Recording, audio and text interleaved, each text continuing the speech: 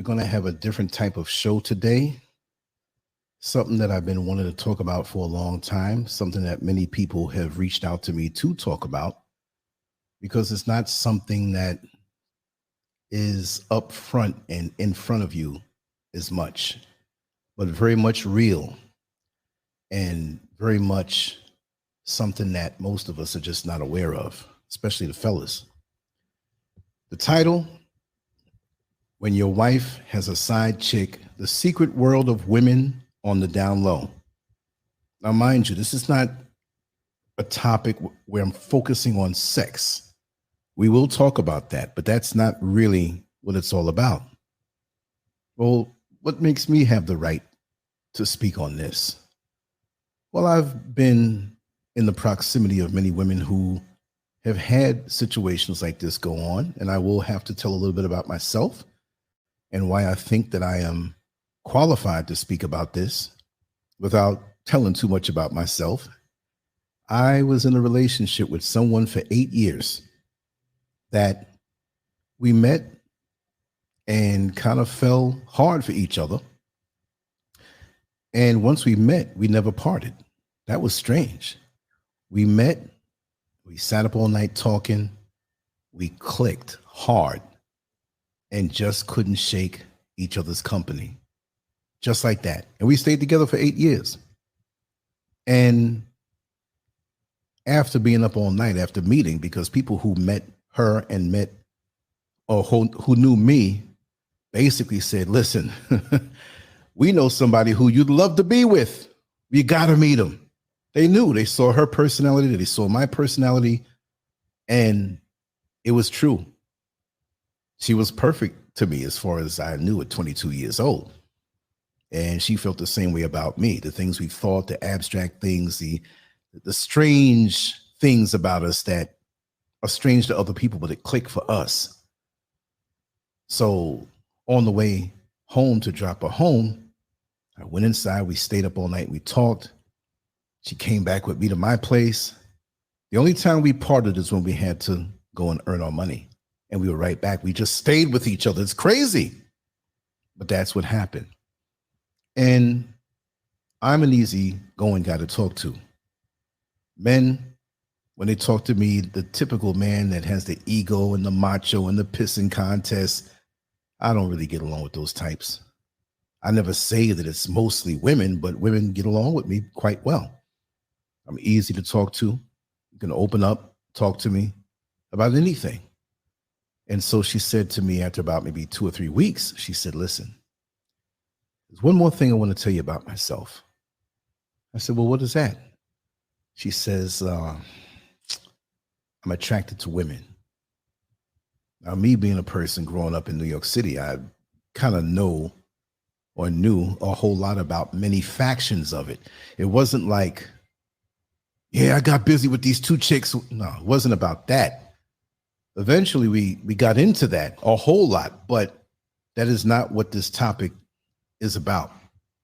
I'll save that for the Patreon, all the crazy stuff, which I've shared a lot more on the shows before, piece by piece. So as a person growing up in the city of New York and who was kind of quite experienced at that point, and it wasn't a negative, it wasn't anything really. It was just, okay, that's who you are. We just met. We really are attracted to each other and it got intimate at that point. But it wasn't a struggle for her, but she just wanted to make sure because she knew that I would not have a problem with it. And I wasn't looking at it like, oh yeah, we can have fun. We can connect the dots. We can do like a Lego set and bring others in. I've done that already lots of times. It wasn't a thing for me. I was really into her energy. And so she told me to the extent, and that possibly if she found somebody attractive and they found her attractive, would it be a problem with me? She had no problem sharing, but it wasn't about that. I said, listen, no problem. It was basically open. And she said, listen, if you meet somebody that you're attracted to and you want to hang out with them or spend time with them, just let me know. But me and you are going to be together. I was like, wow, there's a different kind of relationship here. but it wasn't a frantic move to just have somebody and just run with other people. I could flow the way I always knew to flow. Okay, let's see how this works out. Well, she did hair. She was a hairdresser eventually, not right away. But she went to school while we were together and she was pretty good with it. She was one of the best. And I'm leading it this way because I could tell it another way. I'm not into the sensationalism. I'm more into the emotional thing tonight with this particular situation. So she had the proximity of being around lots of women doing hair. And she would come back home and tell me the stories of what they were going through in their life and different things. And I was one who knew how to keep my mouth shut. But we were like, Bonnie and Clyde. We were a dynamic duo, but I kept my mouth shut. So she was telling me how she would get different vibes from different women. And she would explain to me how she may or may not have been attracted to them. Now, I'm not speaking about like just to bring them home. I'm setting up my situation, or I'm setting up this show by speaking about my situation, which gave me tremendous insight into this world. And I'm going to take it away from my situation and in general through what I have observed personally. And this is what gives me maybe the right, because there may be women out there who says, you're a guy. How do you know about this stuff? Well, I lived this for 8 years constantly. It was a part of my lifestyle. So I lived a lot different than people around me. Some knew and some didn't, but it wasn't something that I was trying to exploit because we still had a core relationship. Now, pulling it away from me in my situation, which I will add a little bit more in, she knew women who, by being there to be in her chair every week or twice a week or every 2 weeks, she got to know them. They talk. The hairdresser, the stylist becomes part of their psyche. This is the person I can talk to, that I can tell my situation. And after a time of that trust, they would get close. She would tell me things. I would get to meet these young ladies sometime. And eventually, in the back of my house, I added on a small beauty salon where when there was overflow, a lot of the customers would come to the house, which was a very dangerous situation around me at that time. But I was cool. Now let's take it away from that. Let's take it away from me. Those are my qualifications. I can get into the gory details, but again, it wasn't just a sexual thing. I had a chance to speak with many of these women who opened up about that with my old girlfriend. And I had discussions with them. And lots of times we all three got involved, or maybe it was just them. Didn't matter to me. Now let's take it away from my situation, because this is not about me. This is about wives, not with the knowledge of their husbands. Okay? Because a lot of those clientele of my old girlfriend, they were creeping behind their husband's back, usually with another woman, or they had a desire to do so. Now, who is going to give statistics properly? Nobody on this subject is going to give it, because the same way when we talk about down low brothers who have a wife at home, but they're creeping with another man, who's going to really be honest if there's a survey? Okay, man, there's 100 of you. I want you all to be honest. It might be 60% of them doing that or open for that, but the results might show 13%. So we can't really say, because who wants to reveal what is really going on with themselves on the inside? But I will say this. There's a lot of frustrated women out here, and it has nothing to do with sex. A lot of us brothers, lots of times, we bypass the emotional. We bypass the romanticism. We bypass the true intimacy. We bypass the foreplay. And I say that point, but I'm not speaking just about sex. We bypass the closeness. We bypass the eroticism. We bypass the warmth. And we're men. We're not women.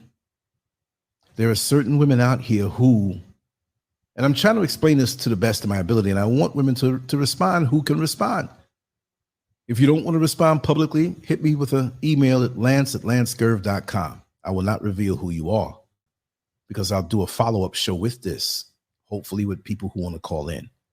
But I know there are not going to be too many women who call in because it's like they might know my voice. But as men, we can satisfy a woman on all fronts, but if she may have had some deficiency in her life, and I'm not saying these women are deficient in anything, but they may be lacking in their life of the female energy from young. I'm not saying all women who may be open for this. It's a combination and a swirl of so many things. But I find that there may have been trauma in their younger years, a disappointment in a man, a violation from a man, not always in every case. It could be where they had wonderful relationships with their fathers, and maybe they craved more of the emotional connection to their mothers and didn't get that. Not in all. See, okay, let me just get this straight. And everything I state, I'm not going to say not at all. And again, don't come into the comment section, well, you can't say, no, I'm just throwing out different things on the buffet table, and you mix and match in your plate what you see to be the truth. Because it's vast combinations. You know, it's vast. You just can't say one way. I'm just throwing out a few. So we have a woman who may be in a marriage and she just doesn't get it from her husband. She loves her husband. Sometimes eventually they fall out of love with the husband, but initially she felt she loved the husband, but she may have learned certain things about herself at that particular point in time. Maybe she always knew. Maybe she knew aggressively from within and really might be using that man as a beard, meaning, for those who don't know, a front, a cover-up, so she can appear normal to the world. I'm not going to say you're abnormal if you're doing the other things, but what society expects from you, or you're in a circle of family, oh, she's married, you know, and you're fulfilling them with that, but your real passion is not that man. Your real passion may not be a woman who you know. You may not have anybody, but deep down, you might be open to that if that happens, because there are voids inside of you that you realize. And lots of times, many women out here may not trust men. They date men, but they can't open up all the way. It doesn't do it for them. And then when a man is being a man and being a little macho and a little aggressive and thinking he has to be this way to impress this woman, that's the very thing that pushes them away. It's like, oh, man. They like the penis when they get it, but it's something missing. And again, it's not just sex. They may have little arguments. They may have little things that mean a lot to them that man is not sensitive enough to pick up on, to discuss. You see, many men fight so hard to show you their masculine energy. And there's no man who's a real man who wants to be a woman, no. But we do have a softer side, an emotional side that we never show because it's not the right macho thing to do. They may not say it that way. They may not say it exactly that way. They may not even say it at all. They may just kind of fall into that because they feel that this is what they have to display. Some of these men would never cry in front of a woman. Some of these men would never show or crave a multi-dimensional relationship with this woman. I'm the man, you're the woman, and that's it. Not showing any sensitivity, not showing any creativity, not leaving that macho, super masculine thing. Oh, just leave it at the door. You're a man. You don't have to prove that you're a man. But in you trying to prove that you're a man to the world and be rough and tough and strong and you're pushing that particular woman who may have these needs into the arms of another woman. Hence, when your wife has a side chick, the secret world of women on the down low. They don't want to change anything. They don't want to be political lesbians. They don't identify with lesbians. They're content living in that shadow world of having their husband and their normal life. And every now and again, if it's not every day, once a week or once, having that friend who can bring them the softer side of things. Having that person who can listen to their fears and their aspirations and their dreams and the little things that these testosteronized men overlook. Isn't that something? I have witnessed this time and time again over the years of my life, because what I learned in that relationship that I was in, I haven't forgotten. There are many women that I see and I'm like, she's going through some things, or she may not be. She's open for that. Now, that's not all I think about, but sometimes when I see people, it can knock me down. And I, for one, have always attracted women, not in my marriages, but in my other kind of unions down through the years, who were attracted to me, but it always seemed like they were open for something like that within their life. And they admitted this to me. They said, Lance, you're different. You got the female energy with the masculine energy. I'm like, I know that. And I embrace that. And some people might say, what do you mean, Scurv? Do you cross-dress? Are you crazy? I would never do that. We're talking about the essence. We're talking about being multifaceted, because sometimes a married couple, that man has to sometimes be motherly to the children. He's not the mother at all. And sometimes that mother has to be a little more heavy-handed and take on elements of what the father is if he's at work or not around. You know, you have a corporate office going on. Do you think that one accountant is the only one who can do accounting for that company? No. Any good company, when that accountant is sick and can't come in for 2 weeks, what is the company going to just fold over in that department? No. Everybody has to know a little bit about accounting so that we can make it until you come back. You understand? So as a parent, you have to understand what the mother does so that if the mother's not there, or she's in the hospital having another child, or she's sick or whatever, you can cover until. That's what I mean by female energy. Okay? My mother was great as a mother. I have a lot of her in me. Oh, and my father was great as a father, and that's what I am. But I understand the different categories. And so many men get it wrong. Am I going to say, oh, it's your fault, that's why she did that? No. Because you have some women who lie to themselves and are basically lesbians and marry for the facade. I'm not necessarily talking about that. So you straight out are using that man as a beard.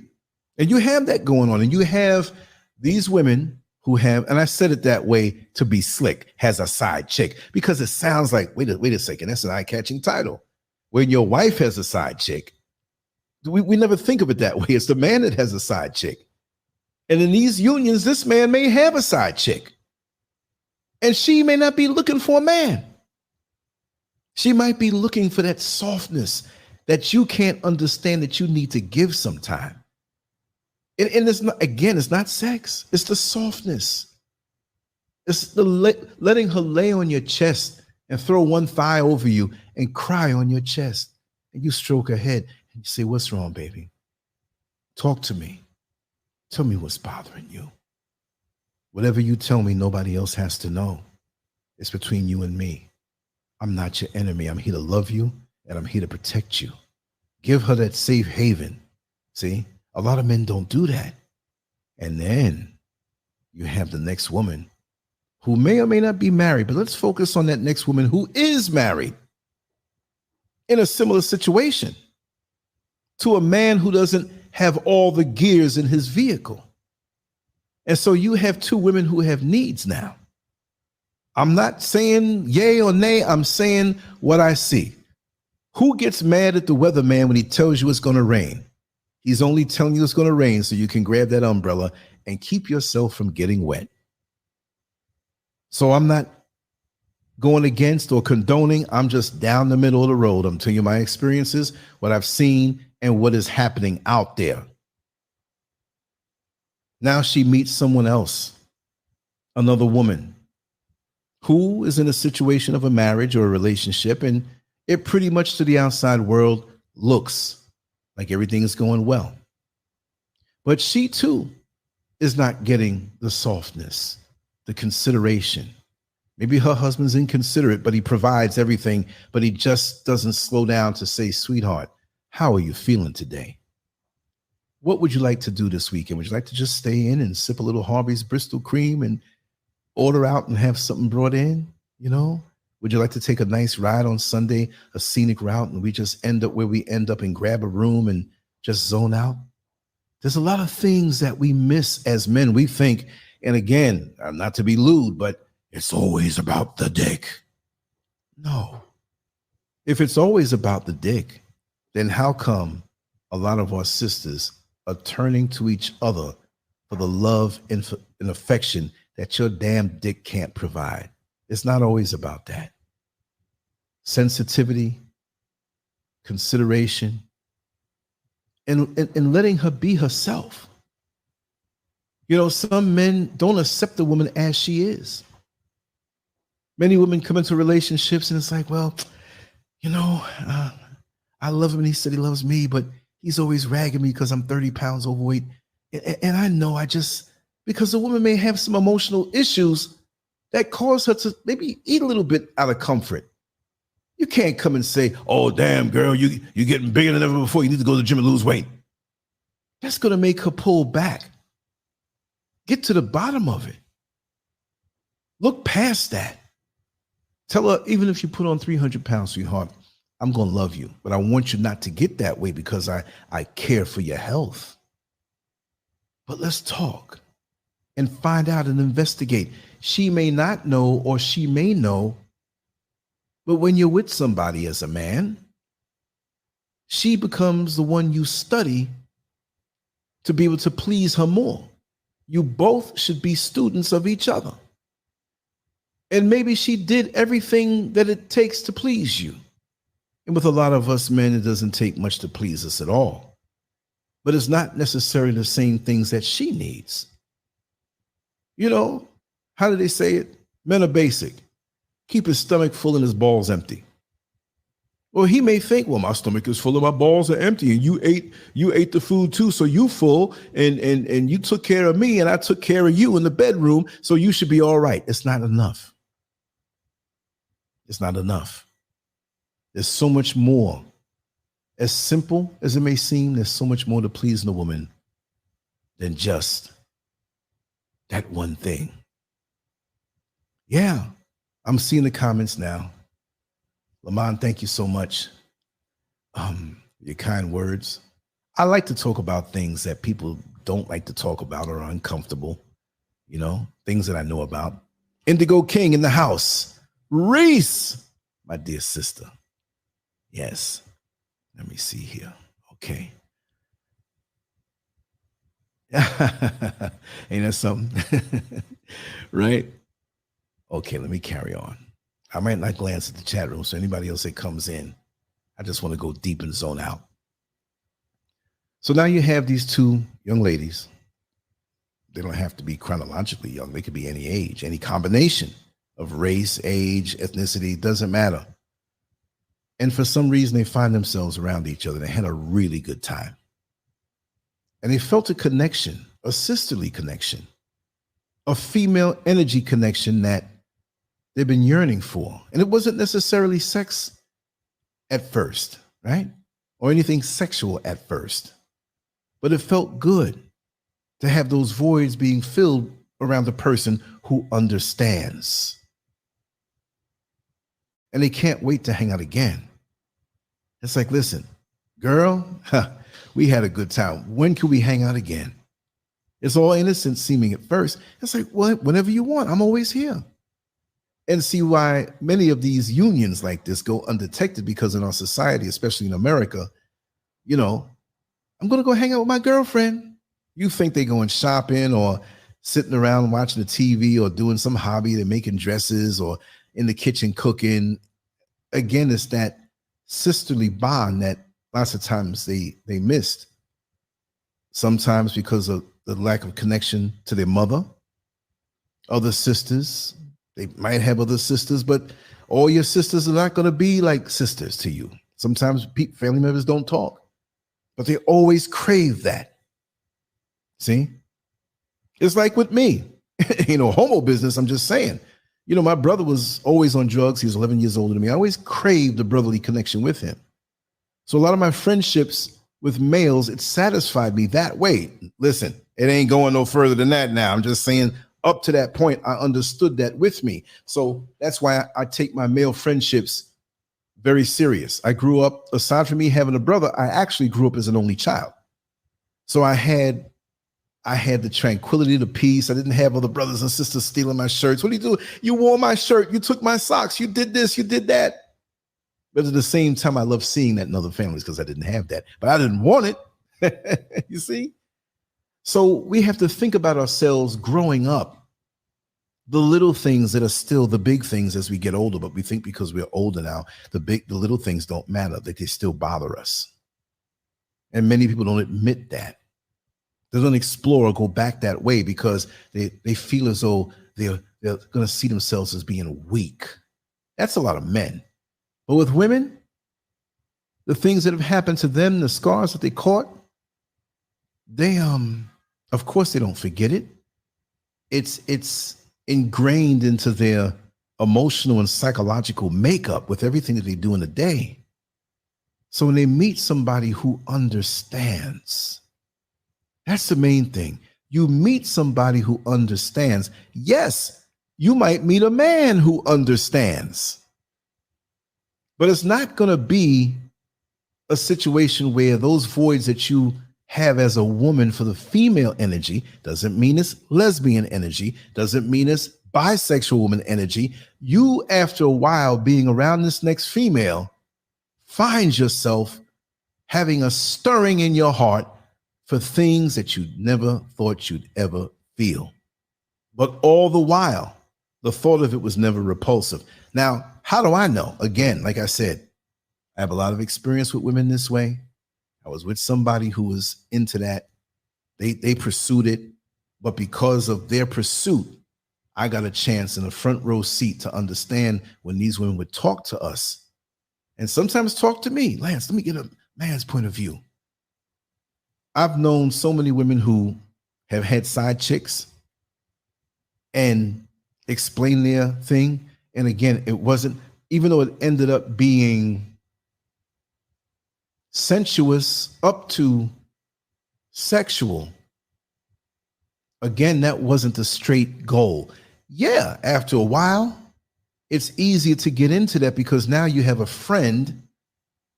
I'm reflecting now. I'm not saying this is me saying it, but through my experience, because you have a friend where you can go there. So if you felt that way, you can get that out the way.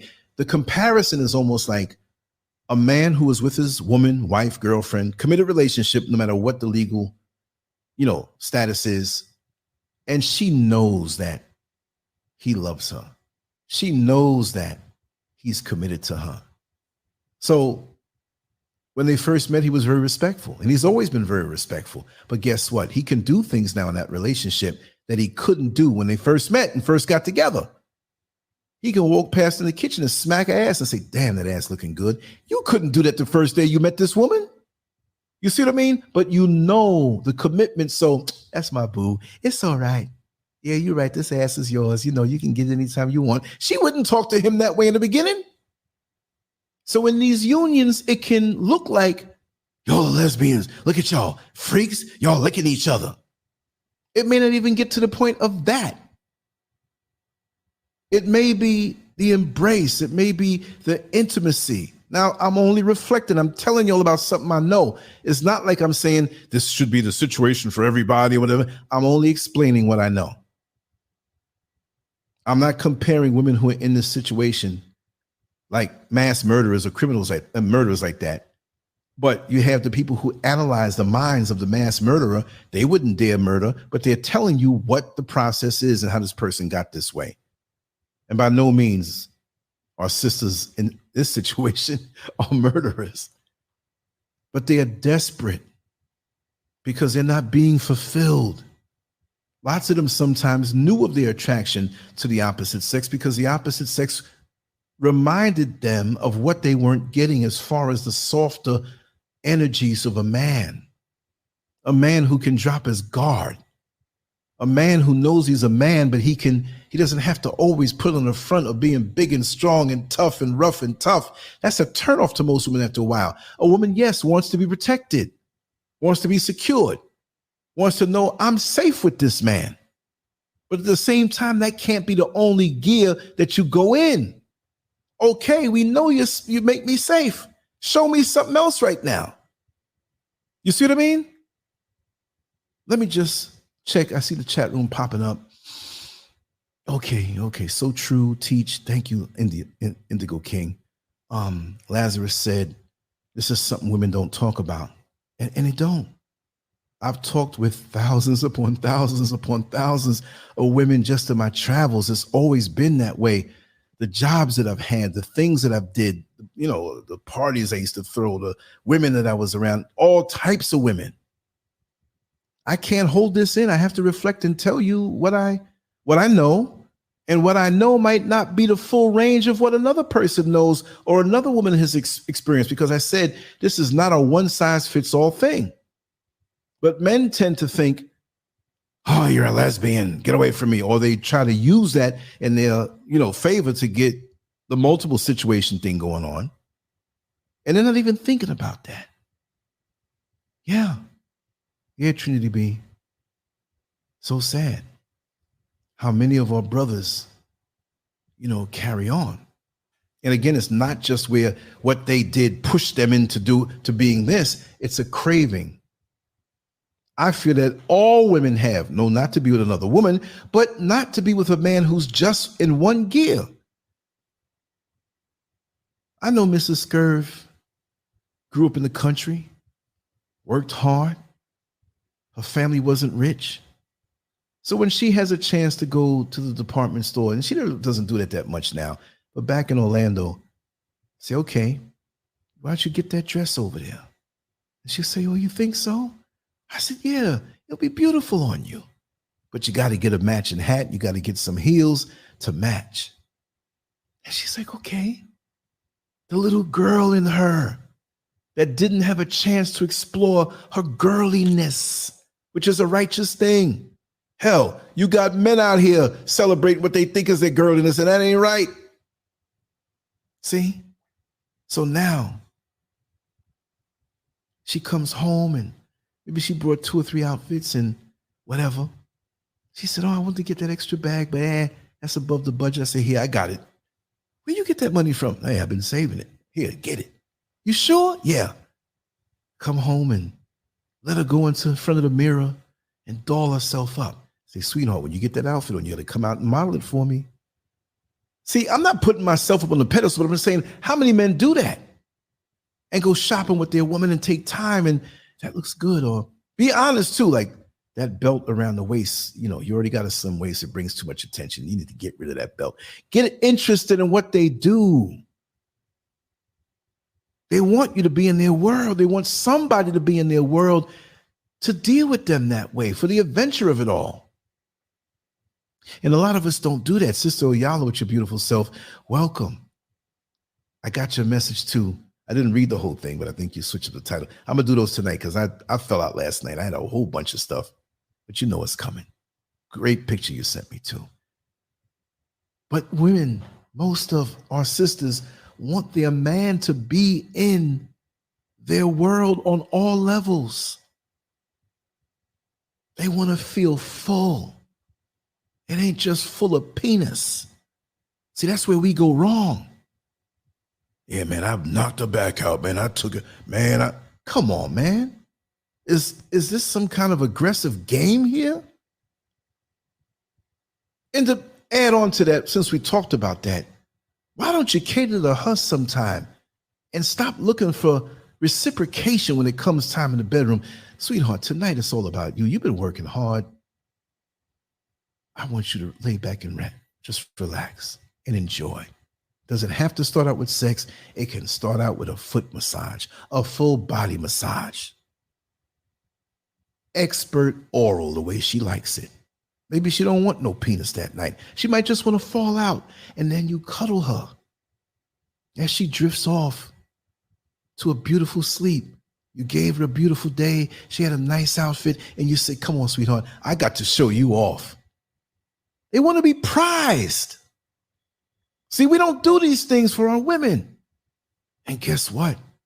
It's not hard now that when the opportunity presents itself, and it's not like it's something in their mind to say, oh, I want to go to bed with a woman. It's not even about that. You make me feel this way. You fill my voids. You happen to be a woman and I'm a woman, but your energy, our discussions, the things I relate to and you experienced, so you understand. Men can be insensitive and not want to know. And they can understand. Make me know. Make me understand. I don't know. I want to know you. I want to study you. I want to have a degree in you.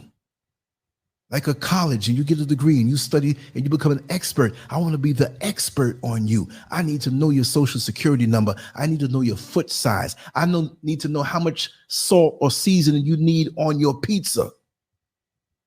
I need to know how much you like to drink. I'm not encouraging that, but, oh, this is what she likes. Sweetheart, it's a little too much. Let's go on home. I need to know.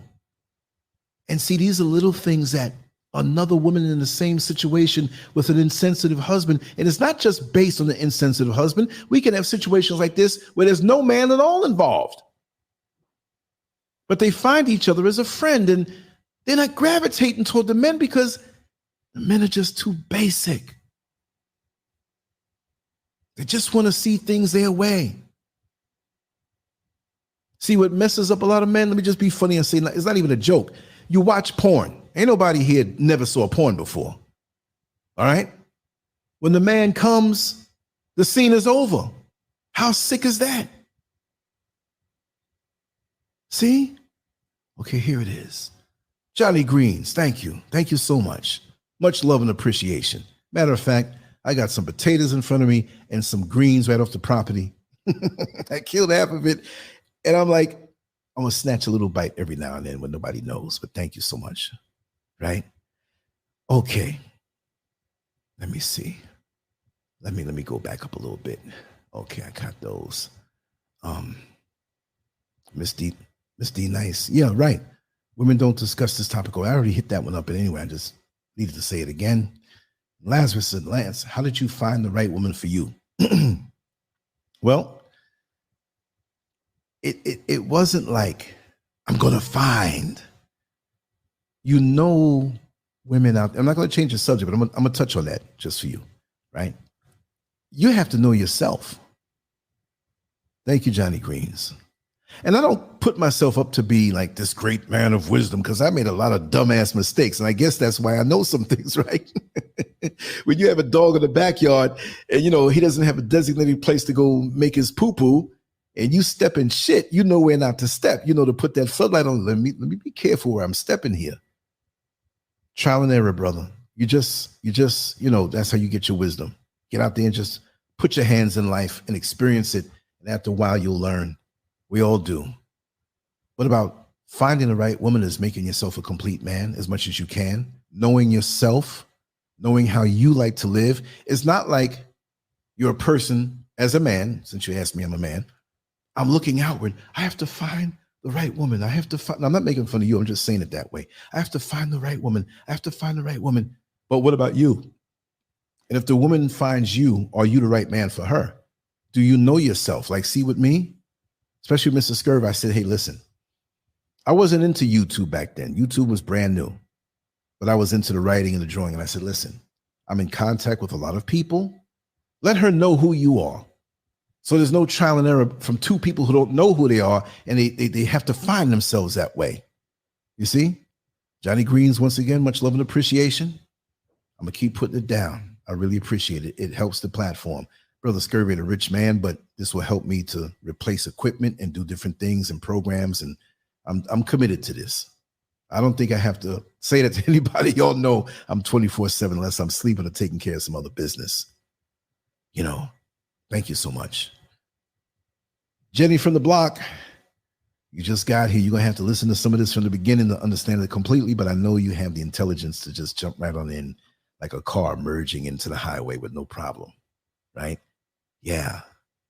But about the whole thing about, yeah, you have to know who you are. If I have a vehicle to sell somebody who's a total stranger to me, and I don't know that the transmission had a little issue, there was a little problem with the engine or the radiator or whatever, how can I tell them that and I don't know? I have to know my vehicle unless I'm lying, which a lot of us lie. We have our representative, meet that person, or we put up our front that way. But it's more of a turn on to a woman when you can tell her your good points and the parts that you have to work on. Many people don't do that. We're at the club shaking our keys to a car we don't own. We know it's a Toyota Corolla that's 20 years old out there. We shaking Mercedes-Benz keychains. No, not everybody. I'm just saying it to illustrate the fact that we don't dig deep and we have to put ourselves. That's the way you attract a good woman. I'll say not find, but attract. Because some will know, I can't handle this man. He knows himself. I can't bring my baggage, if they have baggage, into this man's life because he is so disciplined. He knows what he's all about. You see what I mean? So when you exude those qualities of what you really are, and you get into the discussion with a woman, and you want to know this woman, that she has to know herself. She has to know herself. You have to get to a certain level of maturity to know yourself. And it's not always going to be perfection. There is no perfect thing out there. In our fantasies, it is. But, when you're in the bed with your woman, you're making love, there's a union of perfection that feels that way. But you know that there's some flaws there that we both need to work on. The beautiful part is that you can help each other work on each other's things. But you have to be honest and know what those things are so you can move forward with the other person. You see what I mean? It's crucial, because if we don't know ourselves, guess what? We're gonna look. It's like going to the shoe store, right? And you don't know your shoe size. You don't know. I mean, you can get measured, but what if those attendants that are there not paying you no mind? They're busy talking. They're on their phone. You don't know that your foot is a little wider than most, and you get a certain size that's too long, and it looks like you got like scuba diving outfit. The flippers on. You know what I mean? If you know what it is that you're about, if you know the recipe of what you're about to cook when you go into the supermarket or the market, you walk right in there and you get what you need to get. You're not going to go and look for soy sauce when you're making lasagna. You know what I mean? You're not going in there and looking for whatever that doesn't fit what it is that you intend to do. So consider yourself, when you know yourself better, it's like sharpening the sword that cuts through life. If you don't know yourself, that sword is dull and it won't cut through life, and you'll have issues getting through certain situations. But when that sword is very sharp and sharpened, and even in the downtime between relationships, you should be working to make yourself better, because you will attract. And it's not a perfect woman, but that one who will interlock with you best. And don't go on thinking it's going to be this body type or this height or this weight or this. You don't know. There's a dude I know that, he had a certain type in his mind, but it began to fade as he got mature. He ended up with a little person. And I mean a little person, like 4'5". And he used to... Like, look at you, and you're happy as can be. So if you're thinking dimensions, or you're thinking this or thinking that, throw all of that out of the window. Get to know yourself, and you will attract somebody who fits like a glove. That's half of it right there. We have so much in our head. Oh, I would like this, and I would like that. Now we know what we have as far as our turn-ons and our preferences. There's nothing wrong with having preferences, but there might be a preference behind the preference that you didn't know about. See, we're fluid. I'm not saying gender fluid. Maybe the two girls here are all right.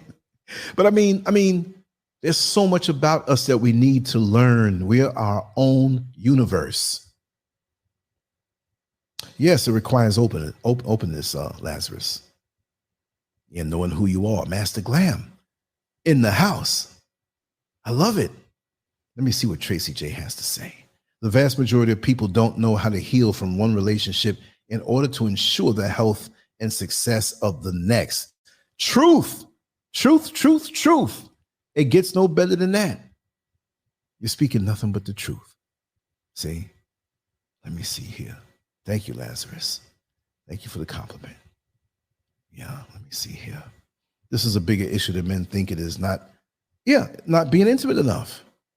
It's like men, and again, I'm not shifting it away from the ladies now, but this is a very crucial point when it does deal with the men. And they wonder why they always end up alone or with somebody who is distant to them. Because a lot of our sisters need healing because of things that were done to them.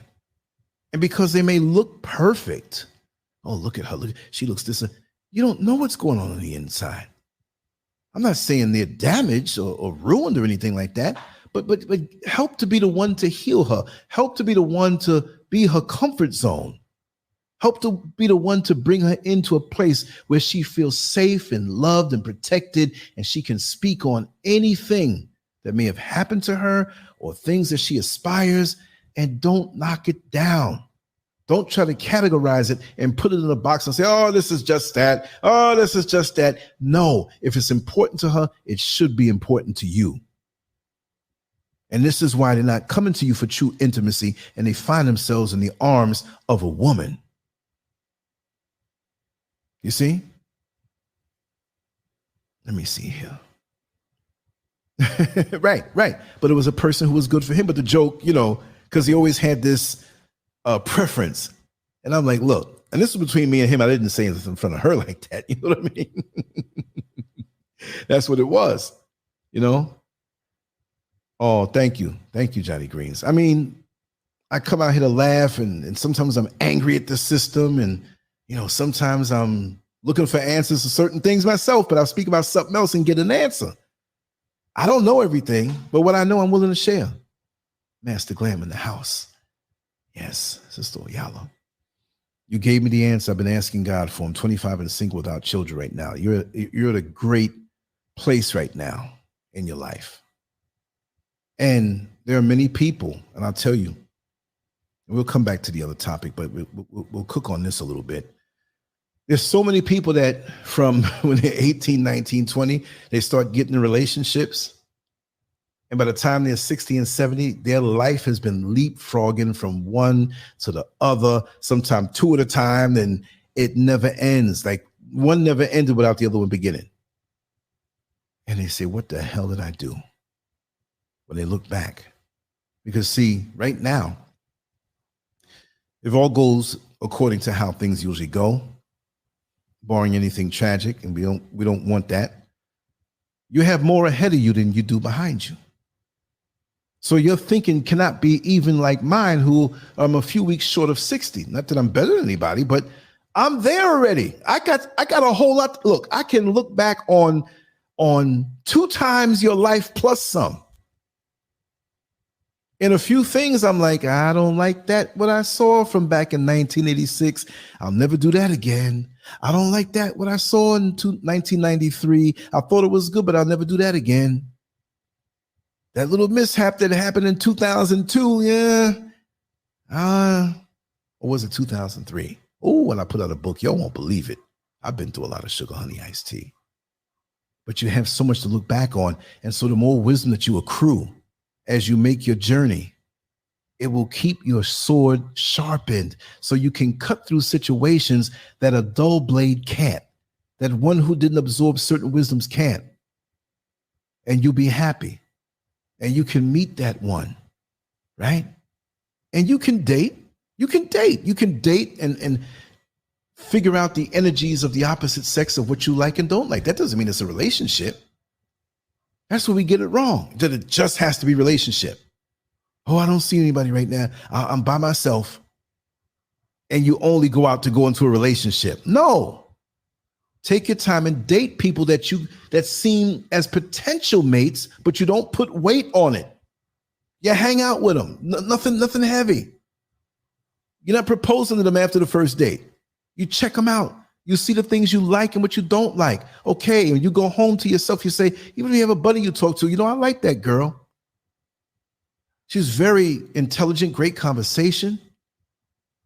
But she cursed out the waitress because she felt the waitress didn't do a good enough job. She cursed her out. That turned me off. She flipped.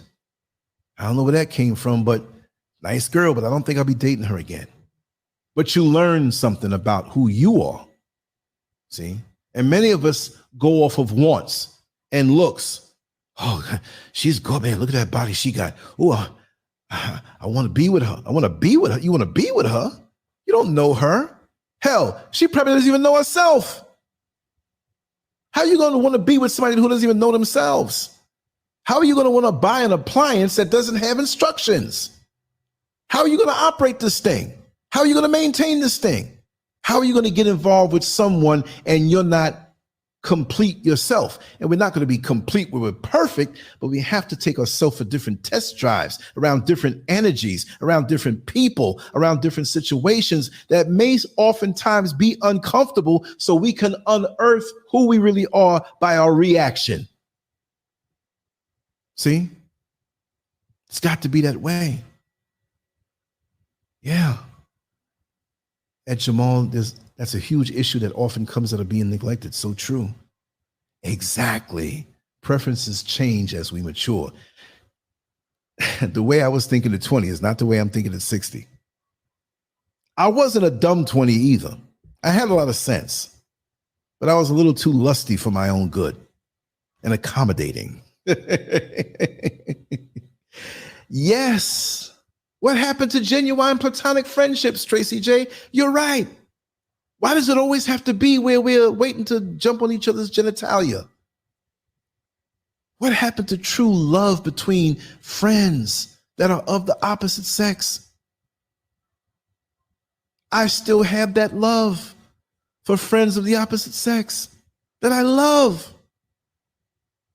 It is so stabilizing, actually. When you have platonic relationships, and I'll flip it around to the ladies' side, you have men that you know that genuinely love and care for you, and they're always there for you, and you know they're not waiting around just to jump into bed with you, and you're dating somebody, and it happens to be maybe a nasty breakup, and you can go to these platonic friends that care about you, who are men, who give you the masculine energy without any strings attached. You will recover faster from that breakup because you have that undergirding energy of real manhood. But the sad part about it is 90-something% of men, if you're platonic or you think you're platonic, you turn around and say, listen, I'm going to say it in a lewd way and funny, right? Want me to suck your dick? You know what I mean? They're like, yeah, whip out. It's like, oh man, I thought you were cool with me. You see what I mean? And if you said that, the ones who are really like, listen, sweetheart, you might be a little hot in the drawers right now, but you know I'm your friend and I love you. That ain't going to happen. Ain't you dating somebody right? You go to them. But thanks for the compliment. You know what I mean? Real like that. Where you're real. I've had platonic friendships where I have laid in a bed with some gorgeous women and nothing happened. That's my word. Beautiful bodies, beautiful face, and we're platonic friends, and they were broke up with somebody or their mama died. Lance, please come on. I just need somebody to be with me. I don't want to deal with these men trying to get in my drawers. So I'll be over in a little while. Romantic settings, because they needed that. Candles burning, a little wine here, and dressed very comfortable. We're a little too comfortable. I saw too much, but it wasn't about that. They wanted to cry in a man's arms. They wanted somebody to comfort them. That is a true test. Now, all my female friendships weren't that way. I understand that. But I valued those because it gave me hope in myself that when I felt doggish in them years that I wasn't a dog. I never really was a dog. I tell you straight up what it was. And if you wanted it, we do this, whatever, but that's what it was. There was no trick in here. I'm gonna trick her into this. I'm gonna tell her I love her. Just no. Honesty with yourself, with the person. See, don't lie to them. Give them the real. Let me tell you something. A woman will give you a deeper love over any relationship that they've had if you're truly in a platonic relationship with them and you don't break the rules and you give of yourself. Some people will say, oh, that's simping. They'll say it's simping because there's no pussy involved. Let's just be real. Because some men equate that if I'm going to be cool with you and I'm going to go out with you and I'm going to be your friend, that means you better give me some.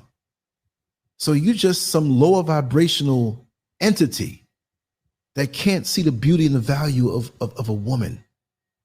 It doesn't have to be, I mean, you talk about the orifice down between the legs, but what about the space between her ears and that orifice of her mouth that will spew forth wisdom that will aid your life? When you're hurting as a man, there is nothing better than that woman who truly, truly loves you. And that will help you to not fall into something that's not real, because you know you have someone who really cares about you. A platonic friendship. I need to talk about those. We need to talk about those for real. You know, yeah, friendships these days are full of just benefits. And yes, you're right, Oyala. But when the benefits are not being shared, oftentimes that relationship dries up. It should be beyond that. I don't care who you FC UKing. If I love you, I love you. If you're my friend, you're my friend. It's not seasonal. Oh, you got that nigga over there with you, man. I can't talk to you. No, I can. I want to show you that this is a lifetime thing. That if I leave before you and you see me in that casket, you'll say to yourself, that was a real friend to me who really loved me. That's what I want to leave. I never really was that guy who wanted to get more notches on the belt, even though I have a whole lot of notches on the belt. That wasn't really about it. When I dealt, I made sure to be caring with it, not just bend over and just, no, that's crazy. That's why many of us have so many voids. You're right, Lazarus. The times have changed drastically. I sometimes look around at this world the way it is, and I'm like, what kind of planet am I on? You're right. Most men don't want female companionship unless it's beneficial to them, aka sex. And look how much they're missing. And again, I was one who, coming up, had a lot of offers and took up them offers sometime. Okay, so it's not like I'm sitting here, no, I never did it. I had a lot of that, but I understood the difference because I had parents that loved each other and gave me an example of what true love was. You see what I mean? That's what it's all about. You're right. Yeah, entities. They're not even people. They look like people, but they're low vibrational entities. Tracy J says to Oyala, friendships are competitive to see who can outdo who. Yes, there's a lot of that. For women, it's to see who can get a man to marry first. Trust me, I've seen that. And it's not just younger folks either. Some older folks out there, I can tell you a lot about that. And it is really ridiculous, all that, Yala. Now, here's somebody from, wait a second. This is some old spam. Let me show you what I get. You know, we're broadcasting on multiple platforms, right? Here's somebody who drops a link. Look at the link in the comment section on Facebook. Now, what the hell? What the heck? Let me see. What is she talking about? I think she's talking about money. Yeah, she's talking about money. Probably some cryptocurrency or something like that. That's crazy. They're going to get deleted. I'm not leaving that there. Because when you get one of those coming in, it's like you get 1 million of those coming in. They just drop links. It's crazy. I get a lot of that. I got to take like 20 minutes a day to clean up some of my social media of stuff that shouldn't be there. It's crazy. Yes, it's we move into adulthood as far as the years are concerned, ill-equipped to deal with adulthood, ill-equipped to deal with who we truly are, because we don't know ourselves. See, we think when we turn 18 or 21, wherever the legal age is for us in the world, in whatever state we're on in the United States or beyond, whatever it is in the world, we think, okay, that's it. No, It's not it. You're not equipped, especially since the brain doesn't mature until what, 25 years old? And here you are 18 with all of your urges, all of your desires and passions that you want to experience, and you want to run out into the world, and you think you're an adult. And the fact of the matter is that adulthood, true adulthood, for some may take longer to arrive. For some, it may be 30 years old, 35 years old. You have a lot of old fools out here with gray hair who are nothing but little boys. But we give them that respect because of their appearance. Excuse me, mister, can I so-and-so? I mean, there have been many men that I've talked to, like in passing. You think you have an intelligent conversation. It might be around the holidays and you're in a big supermarket, Walmart or something, and you got a long line and you waiting. And you're waiting so long it doesn't stay a line no more. You end up kind of standing next to each other. Like one person, yeah, man, this line is long. Yeah, man, how long you been here? I've been here about 20 minutes, man. You need to get somebody else up there to, help with the load. Then somebody funny looking walks by and you say something about them. Hey, man, this world is changing. And yeah, I'm telling you, man. Hey, my name is Lance, man. Charles, how you doing? What part of the town you live in? And you start talking. And then you say something because this person may have gray hair. They may be older than you. And you say something according to how they look, thinking that would be the kind of conversation in exchange that you'd have. You'll be fooled. And you say, well, what do you think about the spiritual decadence in the world today? I had this happen to me. I asked the guy that, this guy looked classy and we don't know each other. I don't know about that, man. I'm trying to get me some ass tonight. I'm like, oh God, conversation over. You know what I mean? How could you say that? I'm asking you something and you're looking this way, at least front. Old fools. I remember there was a teacher, Miss Frazier, in the High School of Art and Design back in the late 70s that I went to. And there was a guy who was always late to class. And she didn't mind it. She didn't really grill him about it because it was like about a minute, but he was always the last one through the door.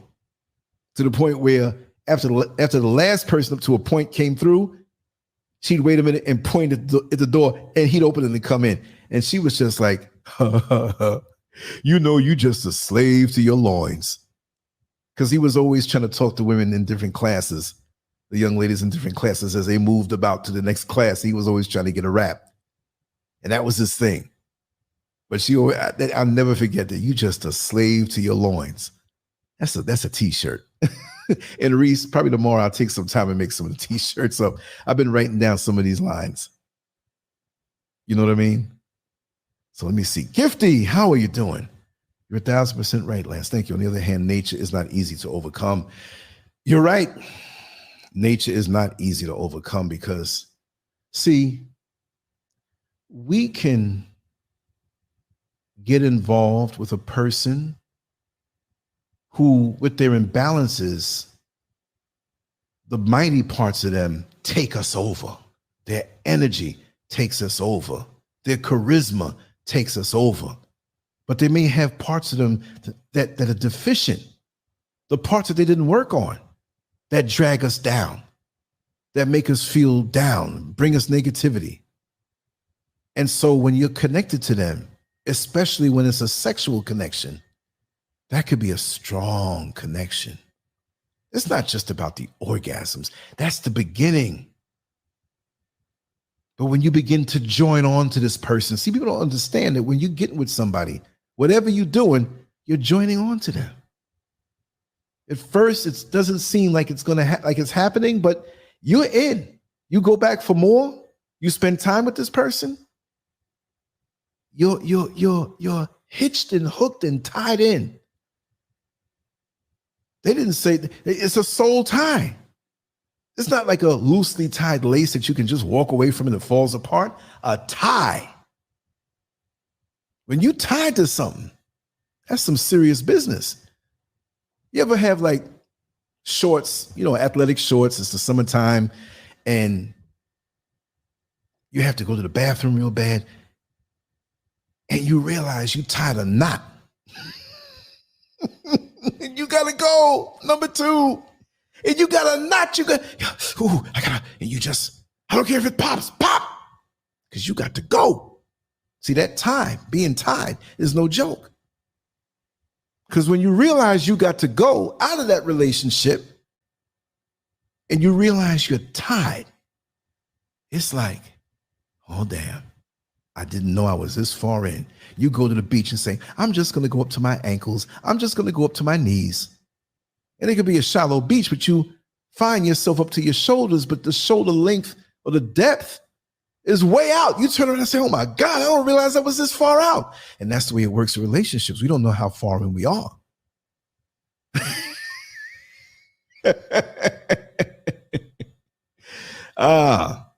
Would you say MX Zinga? Oh, that's not 6, it's Mo Zinga. I'm sorry. How you guys in the chat, how do you define real friendships? Like they say, the person who can finish the sentence that you start. The person that knows you in and out, knows your flaws, knows your good points and your bad points. They tolerate those and they have hope in you that you'll get better and they want you to get better. Not this superficial thing where we're friends. These friends of the entertainers, celebrities, we're friends now, only because, it brings more hits when you collaborate with them, whatever.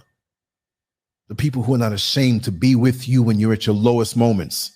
I'm her friend. She might be having a meltdown right now, but I'm not going to abandon her. See you over there across the room. You're supposed to be a friend too, but you making fun of her, and I'm going to remember that, and you're not her friend. Real friends don't do that. You defend your friendship through thick and thin, your connection. You don't reveal their secrets. You keep their secrets secret. You could know all kind of sugar, honey, iced tea about them, but you're not telling because you're a friend. All these other people will jockey around to be around this person if they get some type of status, but you've been there all along and you're not there for that. You see? G. Bowman Jr., much love and appreciation. Thank you so much. Life plus experience plus reality equals acceptance complexities. Yes, indeed. Wow, that's deep. That needs to be on everybody's wall, whether they're there or not, to remind them. See? Wow. Through thick and thin, no matter what. I have some friends in my life that I've been friends with them from back in the 70s. And they've been through some things. They may have revealed some things to me, right? I'm still there with them and I still love them no matter what. Doesn't have to be public where, yes, and the superficial thing. See, I'm his friend. I'm your friend, right? I'm your friend. You don't have to say it. Friends can piss you off, but you're still their friends. Huh? They can piss you off, but you're still their friend. You give your last for them. You want them to be comfortable maybe when you're not. See? I have a friend that was going through a really bad breakup. I'm not going to say his name. He doesn't mind me saying it. I stayed with him. I didn't go home. We were teenagers. He slept on the couch in the front porch and I slept on the floor just so he can see that somebody was there. That's way back. Way back. Over 42 years ago. And his father, who recently was deceased and transitioned last year, told him, he said, see that Lance there? He's a real friend for you. That's all I'll say. Longevity. Even when sometimes life, we got to work overtime. We got to do this. We got to do that. We don't see each other as much. We keep in contact. But it's that feeling and connection, no matter how far you are away from them, as far as mileage is concerned. See? All the friends I have in New York and all of them on the East Coast, still my friends. We talk every day or throw a message or something, and we don't have to have an explanation. We got jokes, inside jokes between each other, right? That we make little noises because that's the punchline of the joke. And we may just make the noise and keep going. We're like, yo, you crazy, man. I remember exactly what you're talking about. Me and my friend went to the hospital one time. I forgot why we both were in the hospital, but we were there for some reason. It wasn't for him. It wasn't for me. It wasn't, I don't know. I forgot what it was. I had to pick up an envelope or give it something. And we were sitting there for a while, and there was an old white man sitting next to us, and every now and then he'd belt out this noise. Oh! Everybody would look. Who the hell did that?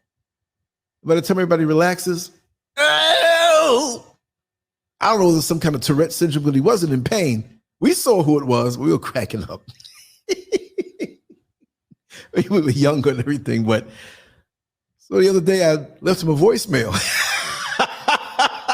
Click. Oh, he was like, "Oh, you crazy." Little things you forget, little things you remember. Being there when you both were crying on the phone and saying, "Man, it's been a wonderful life." And we were talking about each other's parents, and they're all deceased right now. And we were saying little moments, little moments. I said, man, every time, I never told you, but every time I hear that song from Chic from back in 1977, everybody dance, ooh, clap your hands, clap your hands.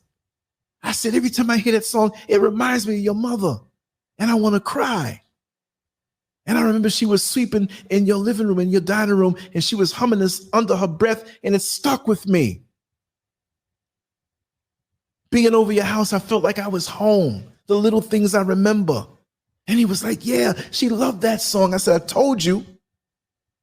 Remember the time I did the green leaf around your table, the edge, and it had to be straight?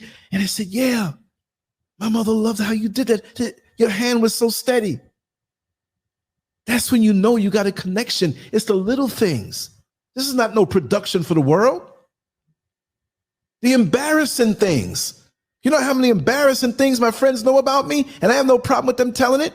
One day I'm going to have an embarrassing things Lancescurv show, all things embarrassing. I'm going to have my friends come on there and tell it. I ain't got no problem with that.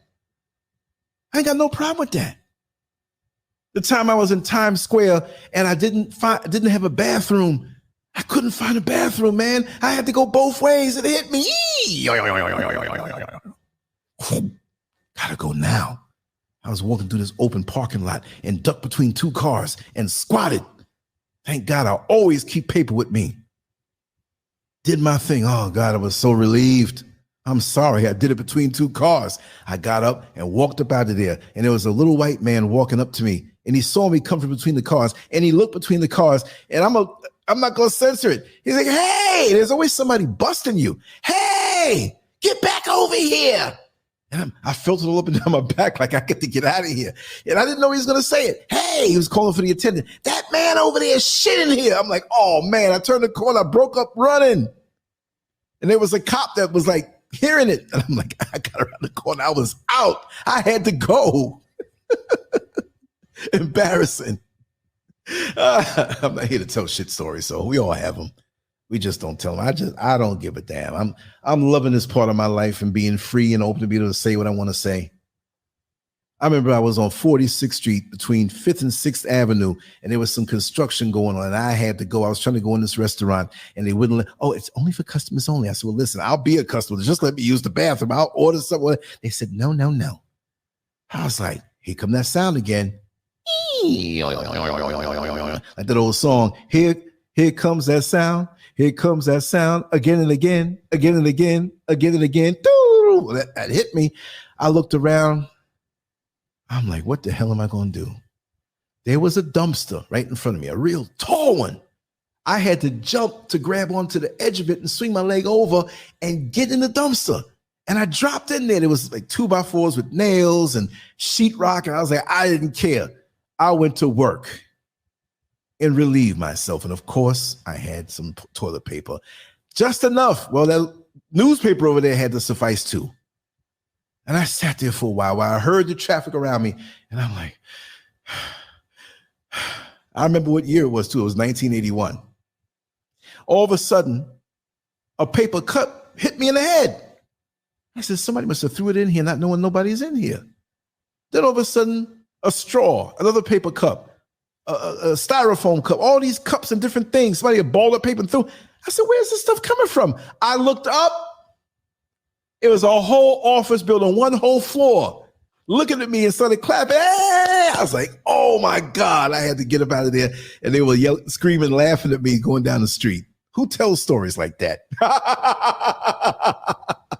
And for me to come out of that dumpster, that was a trip. People like, this guy come out the dumpster for? I had the sheetrock has like the little like chalk in the middle of it. My pants, everything was messed up just with chalk, y'all. I go with precision. I can do drive-bys. Trust me. Hit you right in the eye. But anyway, too much information. Long story short, we got to always have a little humor in the shows. I don't mind telling my stuff. I see everybody laughing. I don't mind. If I can get you to laugh, I'll tell all my dirt. Master Glam is hollering. That's what it's all about. But yeah, a lot of brothers don't even know that their wives have a side chick. And they may be thinking, I got a side chick. See, she don't do it for me. So I got somebody on the side who does it for me. Well, brother, you may be surprised that she has somebody on the side too, and it ain't no man. How do you whip that? Because a lot of guys think, well, you with a woman, why don't you bring her on over and hang out over here? It ain't like that. She don't want you with her. She wants her for what she gives her.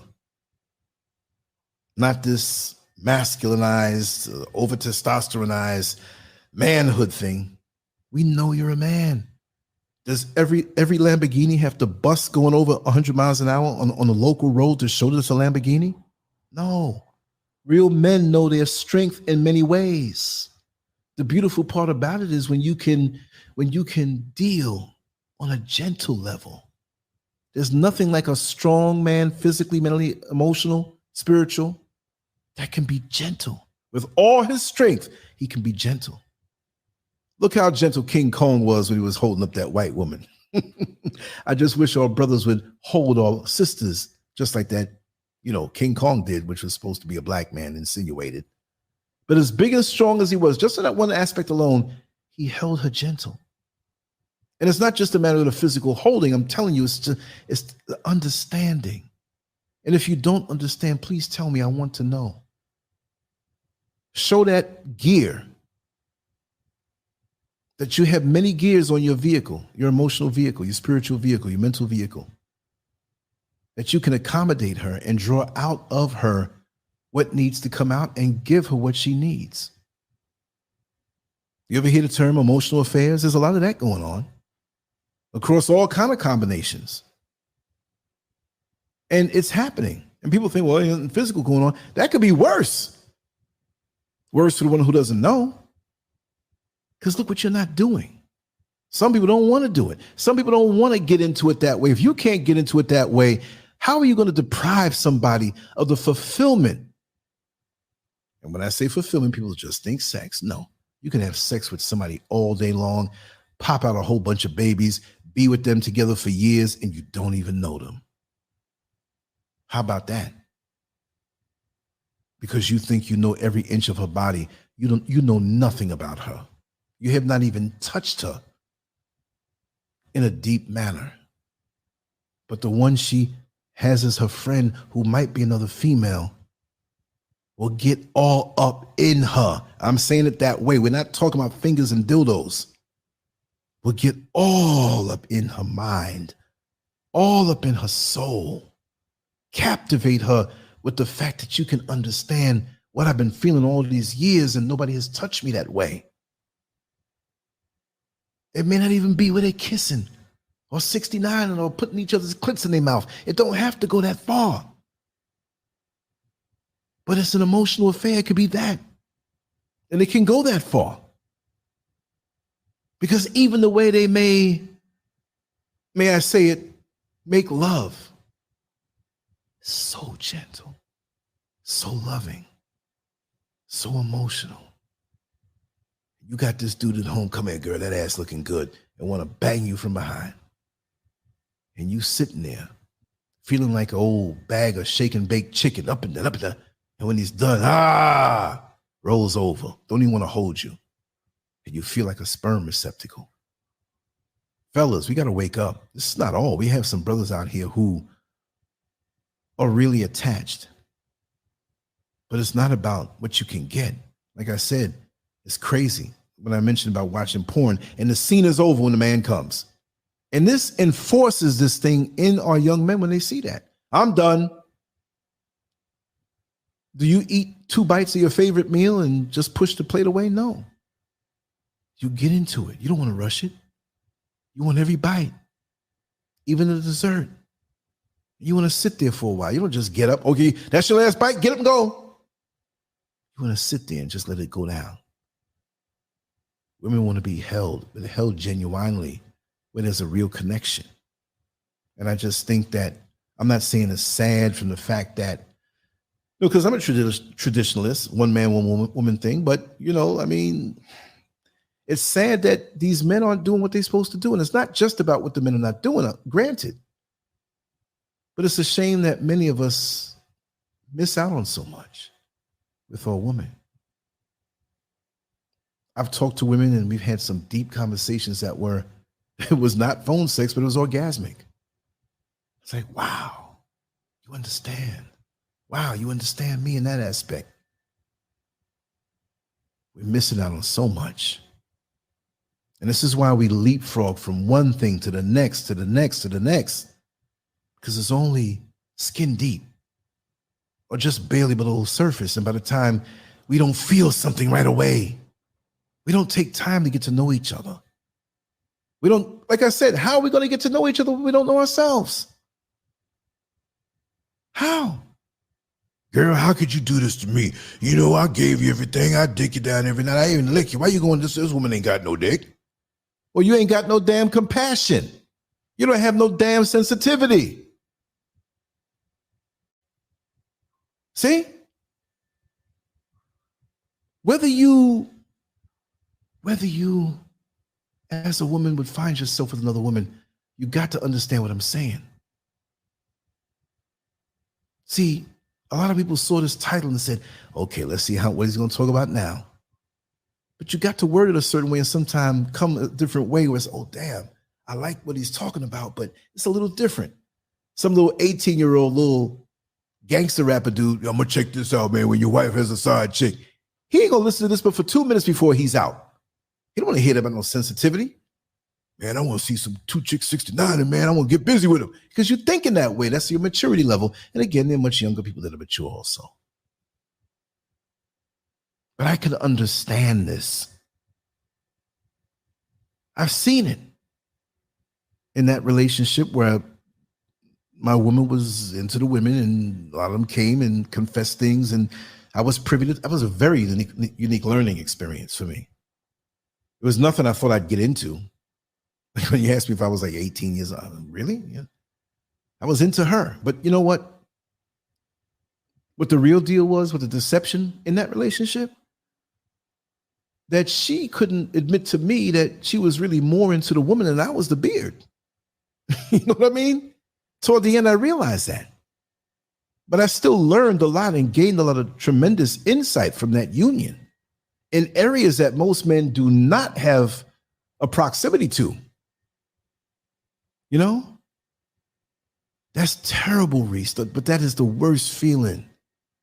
Oh my God, that's an extended torture in your heart. And especially if you reach out to them to show them, it's not sex, but the physical. I want to rub your head. I want to look at you. I want to kiss you on your forehead. I want to put your head on my chest and make you feel safe. I want to feel the warmth of you on me. I want to be laying there and feel you come over to me and climb on me. That's more important to me than just a damn blowjob. I've had women do that to me and they did their skills excellent, but it didn't feel like nothing because there was nothing damn behind it. You see what I mean? Yeah, it's like death. Where is this person? They're right next to you physically and they never. You're crying and bleeding on the inside when you have a situation like that. I've been in those situations too. Because really that's what I was looking for anyway. Deep down. In my life. And when you can't get that, you'd rather a hug or real affection. It doesn't always have to be physical, but you want to feel that. More so than any other thing that results in an orgasm. You can only enjoy that really when you have the other. And if you don't have the other, you don't want that. Some dude, man, Scurv, you lying, man. You lying out your head. No, I'm not. No, I'm not. Just because I had a lot of that early in my life and people saw that didn't mean that was the very thing that I wanted. Because really deep down, I was looking for love. See? And my wiring was that if I can do that and make you feel good, maybe you'll love me. See, I know myself now, and I know myself back then at 32, at 16, at 44. You know what I mean? I know myself. I'm a deep thinker, and I'm always aware of where my little blip is on the radar screen. Do we all know this? I'm not saying I know everything, because we discover little things about ourselves every single day. You see? So it's that meditation. It doesn't mean you're turning your hands up, 3 fingers out, and your finger to the thumb, and Nam Re Ho Ho Renge Kyo, or whatever it is you want to say or think. You could be on a crowded subway train, a crowded bus, a crowded supermarket in the line, people bumping into you, and be in a deep state of meditation to learn yourself. Looking back on things you've been through, going back to the little child that you were, whether it's single-digit ages or a teenager, and talking to yourself. That embarrassing moment, or that moment that hurt you so much in your mind, like a movie.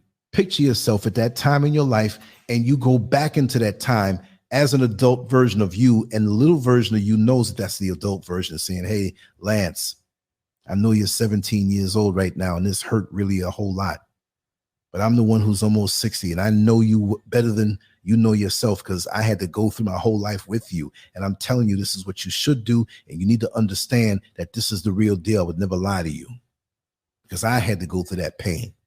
So maybe if I can go back in time and tell you, you won't have to go through it. Go through those motions and help to heal yourself, which requires self-love. When you look at my picture, no matter what picture I take, you see some pain in them eyes. Pain. I was raised up in a beautiful household at that time of my life. It's only when I got out into the world that I realized the world wasn't all that it was cracked up to be. As a trusting, loving person. Oh, I knew the tricks. I knew the streets. I knew all that. But with interpersonal relationships, that's when I caught my most pain in relationships. Flings were nothing. You know what I mean? That didn't hurt me. But the times I got serious and got into things, and it hurt. It hurt. It hurt. There's things that I look at now, look back on my life, I still hurt. I'm not carrying it with me. I'm like, God, dog, how could I have gone through that and survived? Used and abused and put in situations, and you find that the person's just using you. They're not loving you. And all the other women, oh man, you're so handsome. Oh, you're so fine. Whatever, whatever. And the one you're trying to love don't give a damn about you. You see what I mean? It's weird. It's always that way. Many of my people that I know, they say, man, I don't know how you got through this part of your life or these parts of your life without being insane. You should have been crazy from 22. You should have been in a nut house from 25. And I said, yes, that was a lot to my own doing. You know what I mean? There's things I should have been doing with all those women, but it wasn't just that. So we got to really go dig deep and understand what it is, why we do the things that we do. Because when it comes to matters of the heart, you just can't ignore things. You walk with this pain. What do we do most of the time when somebody says, how are you today? Oh, I'm fine. But you feel like you're being stabbed in your heart, but you just can't open up, because we don't usually do that. And we have people that we can't really open up to. So when you have a friend who can be that person and be that safe haven, again, for many wives and women out here, it's another woman. And that's the fact of the matter. And a lot of times nothing's going to stop that. Am I knocking or condoning? I'm neutral. I'm just telling you like it is. Like I said, the weatherman will tell you it's going to rain. You get mad at the weatherman when you ignore him, but he told you. So I'm telling you, it's going to keep on happening, because we have needs. It's just like what they say these days. When you have a woman who has this extreme masculine energy and disrespects a man and steps all over his toes, puts him down. When you have somebody or find somebody that respects you and truly concerned about you, and I'm talking as a man now, it's really innocent. They're not scheming to get your man, or he's not running around her just to get up in her drawers, but it's like, man, this feels so good. And you find yourself around her. And the woman you have is just, I'm not saying there's anything wrong with being career orientated. No, it's good. Be all you can be. But don't get caught up in that masculine corporate energy or something out in the world, or because something happened to you in the past that now the good guy that's around you, you punish him. You let out all that venom on him. And it doesn't take much for a man to be happy. So the world will say, oh, I saw him slipping over that woman's house. It may be just to sit around the table, eat a little meal, or watch a little TV and just talk about your problems. I know it looks that way, but you know what? There's a lot of women out here who have that bad masculine energy, that toxic energy, that are chasing their man away to the arms of another woman. Just the same way men who are inconsiderate will chase their woman away into the arms of another woman. See the correlation? In one sense, we say, oh yeah, he cheating, he's a cheater. And the other one, oh, she a lesbian. She may not be. She may not have had to go that far. If you did right by her, maybe she could be a lesbian. Who knows? It's possible. Maybe she's really into women. I'm not saying it's always because what a man's not doing. Don't get me wrong. But we all have the right to be fulfilled. Hopefully it can be in a way that is in alignment with what the Most High wants. See? We're going to drink if we're thirsty. We're going to eat if we're hungry. We're going to take a dump, like I've in my two earlier expressions of how I had to run to the bathroom. Ain't nothing going to stop it, baby. Ain't nothing going to stop it. So we need to stop labeling people and try to figure out what the reason is and try to correct certain things. But get to know yourself and hone yourself, perfect yourself. No, you're not going to be perfect. I said perfect. Strive for perfection, knowing that you're not ever going to be perfect. But you can get better in some area of your life. At some point, you can get better. How can I get better? We got categories. How can I get better spiritually? How can I get better mentally? How can I get better physically? How can I get better emotionally? And we should not focus on one more than the other and try to be well-rounded. Get information and learn things to improve our conversation. Sure, we may not know everything about every area of expertise, but know a little bit about something to make you attractive, that when you meet somebody who may be in a certain area, you know a little bit about it, and then she gets to know, or he gets to know, the real you on the inside. I know a doctor that's so high placed, making a lot of money, 300,000-400,000, whatever a year. And she's married to a mechanic, a local mechanic. They've been together for so long. And there are men on her job, on her where she works, in the clinics and the hospitals, that make so much money. She doesn't pay them any mind. Because that little oily, dusty mechanic that comes home with the soiled uniform, she's so glad to see him. She's the first one snatching him out of that uniform, to wash that uniform, to wash him down, to do the obvious, out of love. And he makes good money, but it's in a different way, and it's not the money she makes. But she doesn't put him down. She goes to him for wisdom, that he has a lot of vast wisdom. You can't assess a person or person's wisdom on what they do in life. You don't know what experiences they've had. You don't know what they can tell you. You don't know what they can see. We don't know. And lots of times we cut off blessings that are coming to us in the form of a person who can help to guide us because they want to, because they see the good in us, even though the world may say the bad parts of us. I see a blank piece of paper. I can see a finished drawing because I'm an artist. I see a person and I can see past what they show the world, and I can see the pain and the love and the affection inside of them, or how beautiful they are. Even if they're not as pretty as Sister Oyala, they could be somebody who would never be on the cover of a magazine, but I can still see the beauty in that person. You see what I mean? I met a brother, and this ain't no homo business, never that. I met a brother back in 1998. And this brother was addicted to crack, and he beat it. He beat it for about 18 to 20 years and fell back into it and beat it again, but he beat it.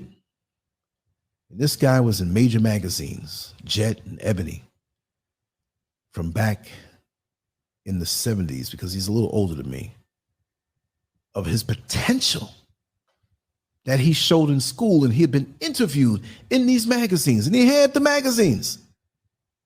I couldn't believe it. A little heavy set. We worked a job.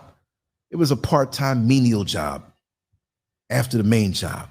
It's a hangout job in a law firm in the mailroom. A friend of mine was going. He's like, man, we just go there and hang out. Come on, man, we want you there. I said, all right, no problem. So I met this brother who was a former crack addict, and he had these degrees. And one day, some of the people up in the admin came down, 3 of them.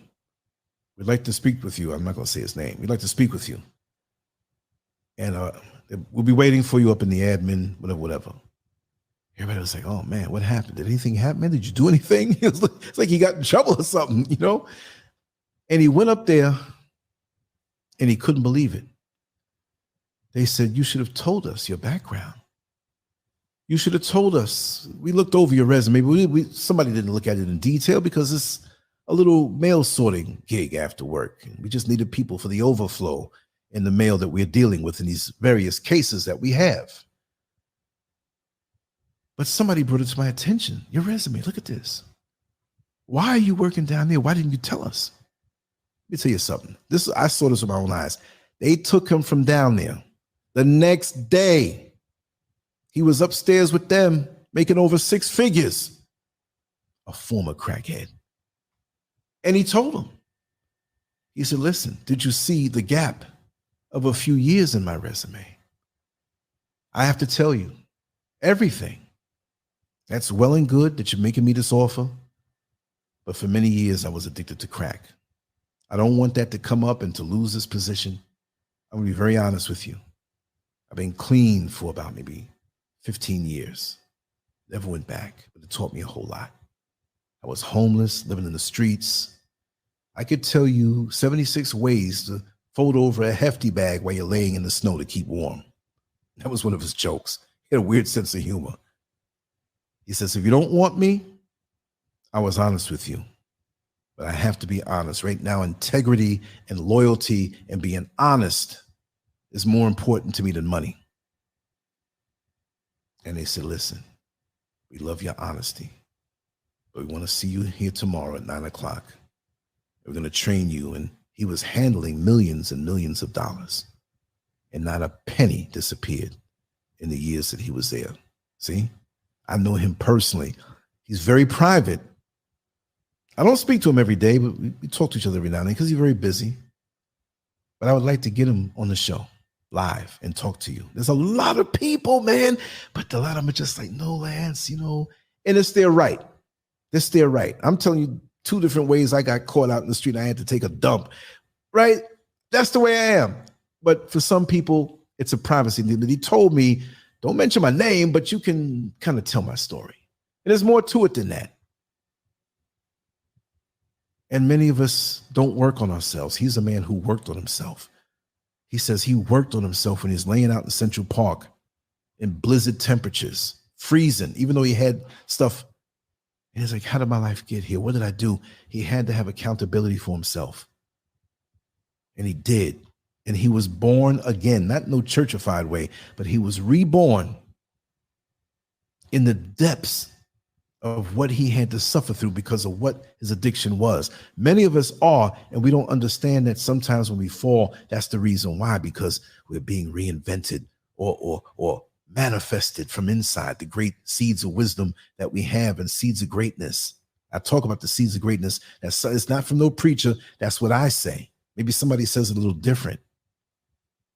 But I've had my low moments where the greatness came out at that moment, even though the world didn't see it. Look, you have a woman who might be 400 pounds and a little overweight and maybe even morbidly obese. But the minute that she decides to clean her diet up and to clean up her activities of doing nothing physically and go to the gym on a regular basis, not killing yourself, she is then healed. She is then slim. She is then beautiful. Not that she's not beautiful as she is, but more healthy. The minute you make up your mind, you are that. Now you have to go through the motions of manifesting it. So if I say I'm going to do something today or I'm going to do this show tomorrow, I knew early what the show was going to be about, but I had so much that the time just flew, and I'm going to be up tonight doing and working on some more content. But the minute you make up your mind to be that, you are that. Just don't give up on being that. You can be anything you want. And if you want to develop yourself to be that full person that you're supposed to be, because we're on this earth to learn lessons, whether it be a relationship to the system that created us or ourselves, because we better know ourselves before we transition, because that's going to be painful. You mean, Negro, you had all them years on this earth and you don't know yourself that way? Tell me who you are. Tell me your flaws. Tell me what you think, your great points. Tell me this. I could tell you what I was before, and I could tell you I ain't going to blast all that out. I ain't got no problem with it. I'm at ease with myself. So I can say the things that I want to say, and I want to be more at ease. I want to know myself better. Why did I do that back in 1984? Why did I do that in 2011? Why did I do that in 2007? I should have known better. See? And these years are flying by. It really, what? You better know yourself. Huh. Wow, let me see a few of these comments here. Pink poll questions why successful Black women can't find men. What's a pink poll question? I mean, I'll just take off the rest of it. Why successful Black women can't find men? There are men out there. I'm not going to blame the woman that she's successful so she can't find good Black men, but there are a lot of other women who may not be successful in a way according to the corporate world standards that have Black men. You know what I mean? Some don't. Again, it goes to who you are on the inside, what you attract. I got no problem with successful Black women. A lot of men do. I don't feel intimidated. I don't feel it's a challenge that I have to go and challenge a woman. No, I'm neutral. I'm cool. We can talk. I've dealt with in my lifetime very successful Black women making lots of money. I never tried to get a dime out of them. I never had to try to prove that I'm better. Nothing. We relating. See, because I know that trick. I know it's not a trick. Just like them two ladies kissing, I got to know who they were. And she was attracted to me because I understood what she went through in a white male dominated world. Man, how you get that, man? That lady driving that drop top, man. How you get with that? And I'm the one who broke it off. I don't think this can work out. I don't think we're compatible in certain ways, but I still love you. And she couldn't believe it. I make all this money. I have property that can stare over the river for miles. You never have to worry about money with me. I said, I don't worry about money no way, even though I don't make as much as you. But you need to take the time to grow a little bit more on the inside and know who you are. People call me a fool. Man, you would have had a set. No, I would have been miserable if she didn't do that.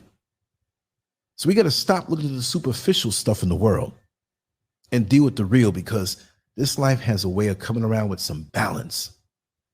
You can't force it. You can't trick it. You can't slick it. Be the real thing.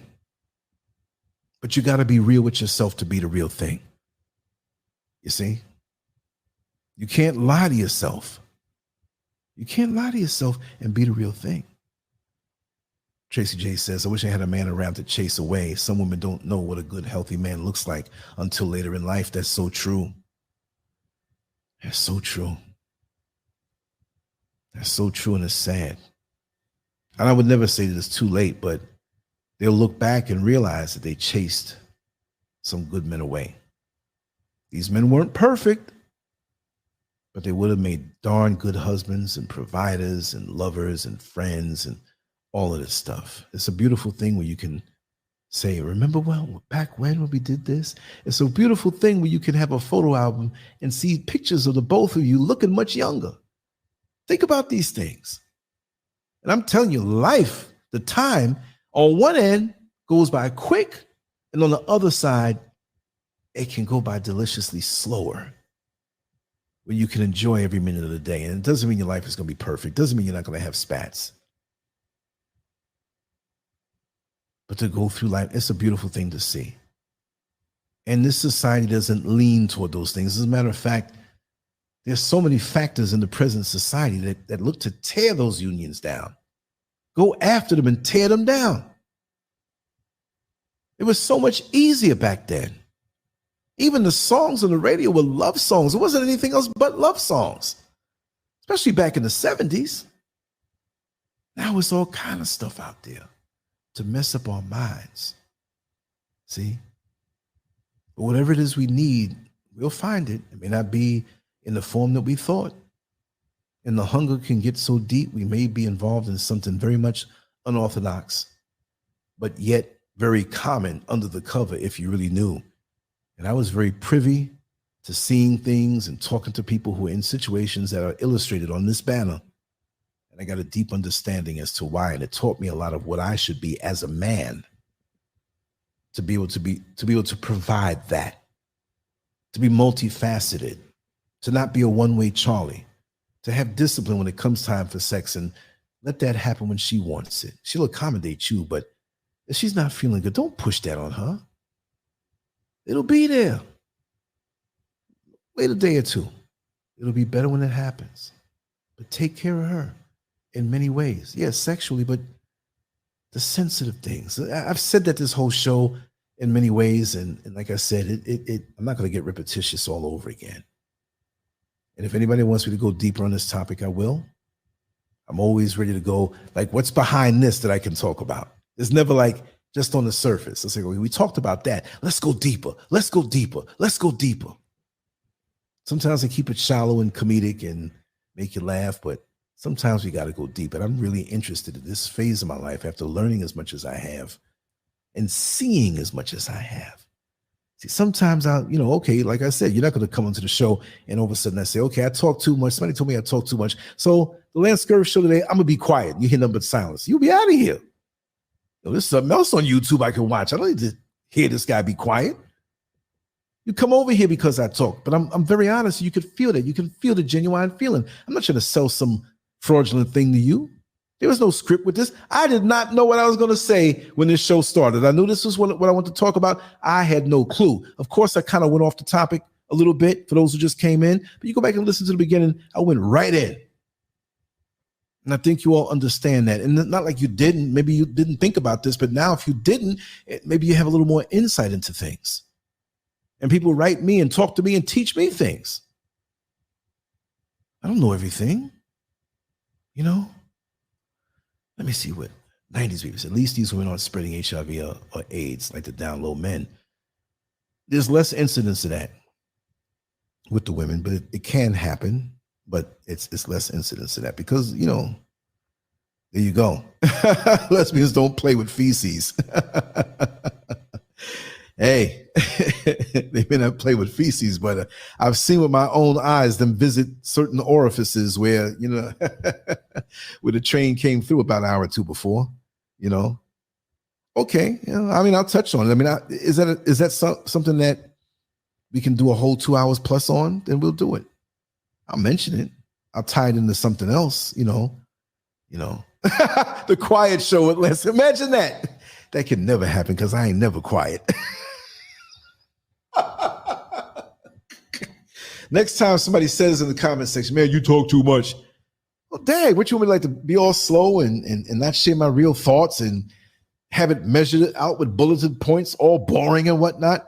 Well, on the next point, I'd like to express that with this situation. So, no, you'll be out of here. Up here sounding like Alfred Hitchcock. That's funny, the quiet show with Lancescurv. Now, if we're taking a walk through a garden or through nature, I'll be like, let's absorb this. Let me hold your hand. Let's walk and be quiet and just absorb. Then that'll be the quiet show. But guess what? After that is over, I'll have a lot to talk about. I'll be like, you know what hit me in my thoughts when we were walking through the woods? That's what it is. Wow.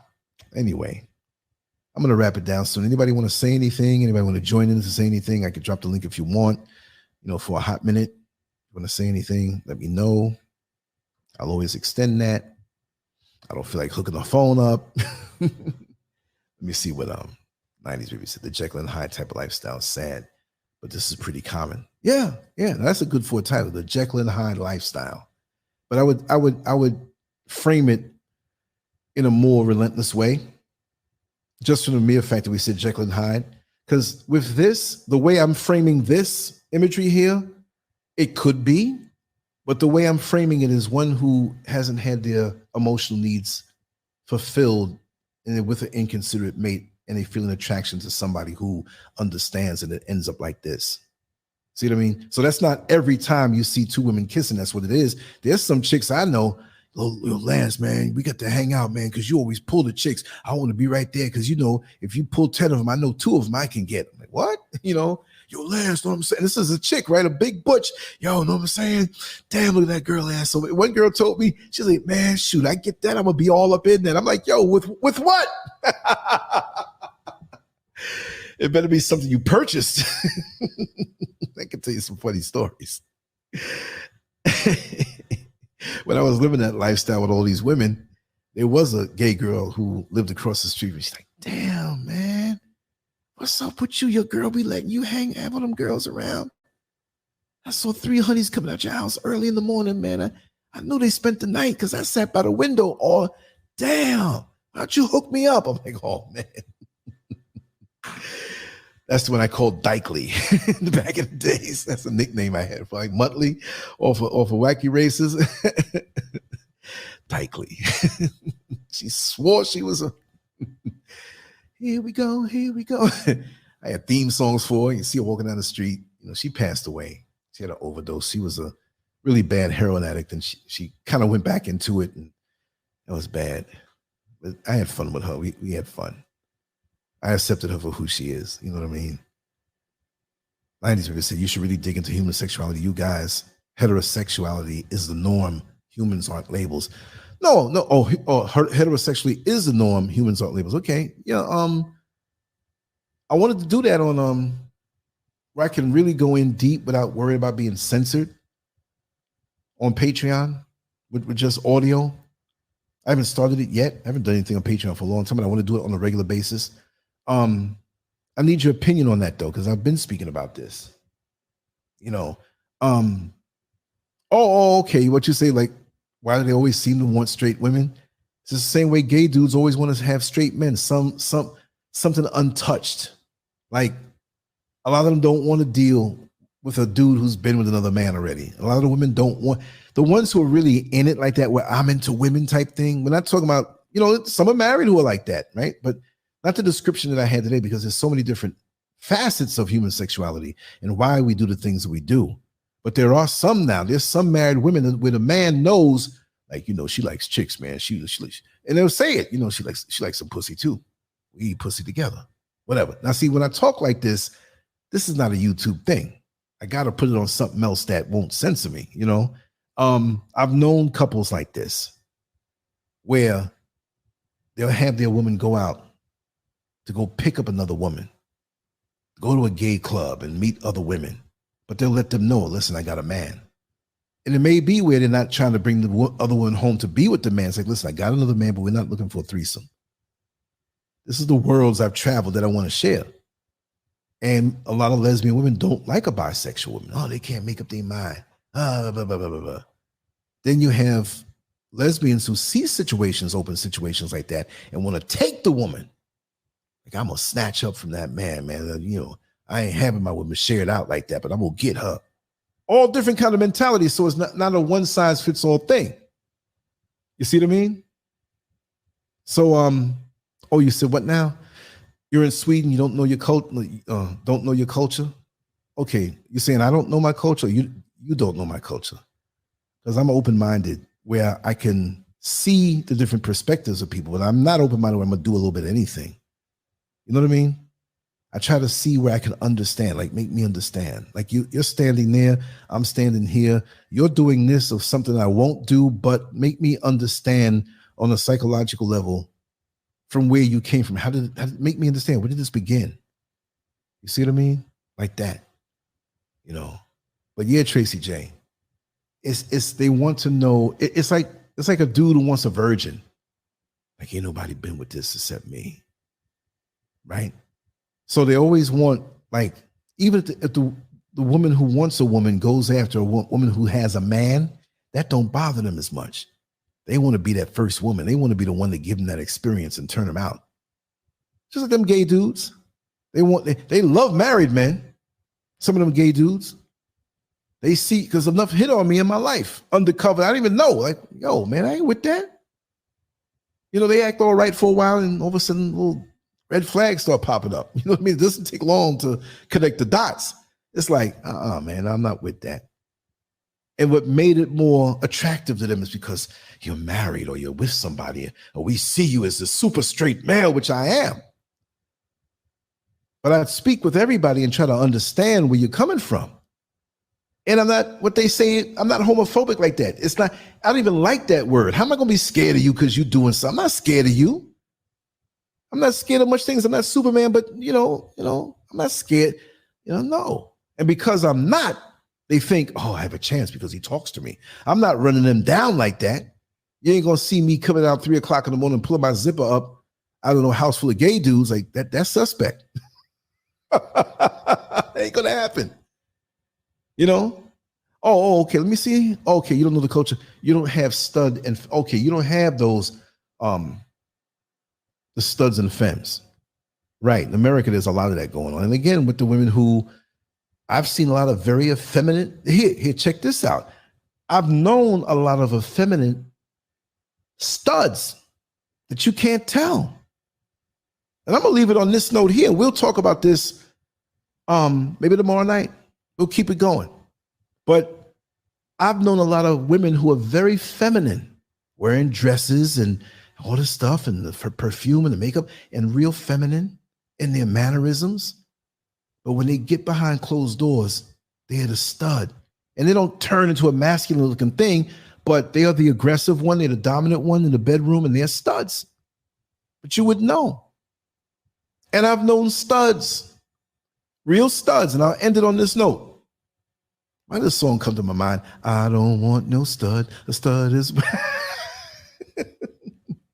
I have known studs, 2 handfuls of them in my lifetime, who enjoyed my company a little too much. And I'm not expecting anything. Like, come on, we got to hang, man. So I've hung out with a lot of studs. Walking on through Greenwich Village, hanging out, eating, joking. They're funny, some of them jokes, and we're having fun. We know that there's nothing going to happen because you're a stud. And they let you know, not all of them, let you know, listen, I love me some pussy. I love me some women. But, every now and then, sister got to recalibrate. So what's up? I'm like, whoa, hold on now. They don't all say it like that. But that's pretty much the gist of it. Recalibrate. What are you saying? Like tuned up? Yep. To factory specifications. I'm like, oh my God, I know exactly what you're saying.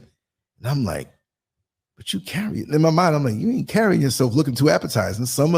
There'll be studs and really keep themselves together, but they dress like a dude. I'm like, that's not what's turning me on. Listen, you say that don't turn you on, but swing by tomorrow night by 11 p.m. tomorrow night. I just want you to see me. And I've gone, and the door opens, and I'm like, oh my God, look at her. She said, you can turn around and walk away. You can come and spend the evening with me. I'm like, don't close that door. Here I come. Serious, crazy.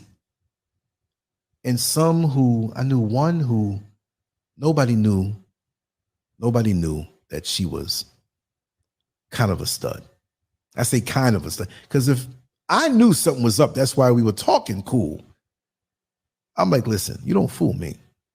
Me and you are cool, but you don't fool me. Me and you like the same thing, don't we? Oh, damn, Lance, how'd you know that? I said, I know. Been around it enough. It's our secret. She opened up to me. And she was turned on to me, but we never did anything. See, I know all these different ranges, right? She'd call me sometime. Hello, Lance. Hey, what's up? I want you to take your dick out. What? I want you to stroke your dick for me. I'm over here doing it. You know what I want to think about? Me and you with another woman, but I want you to do her in front of me. Just for me. I'm like, whoa, you coming with some heavy duty stuff. We're going to do that one day, right? I'm like, yeah. I played along with the fantasy till she wanted to hang up after she got hers. She's like, are you stroking it? Yeah, I'm stroking it. I'm like, I ain't stroking nothing. I'm just, I'm letting y'all into some tremendous insights in my life. I'm not crazy, but that's just the way it is. Yes, lipstick lesbians. Yes. I forgot all about that term. I'm trying to look for, I knew there was a term that, that's what it was.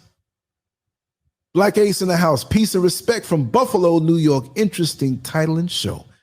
I'm glad you understand. Like, it's not just going to be, we know the oppressors out there. We know the system is, but we got to talk about a lot of other things, man, to bring us some insight on different topics.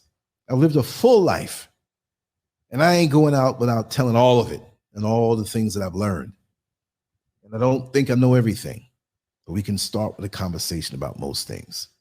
You know what I mean? So, might not be fear, but men don't like lesbians. You guys think women can't have fully functional relationships without a dick. I never said that. No, I never said that because I've seen fear. I've been with enough lesbians. How you think, I'm telling too much. I learned to eat panani really good from them teaching me. I was good before that, but then, I don't fear them. They're my best buddies. There's some who might be listening now who I've dealt with from 30, 40 years ago who know me.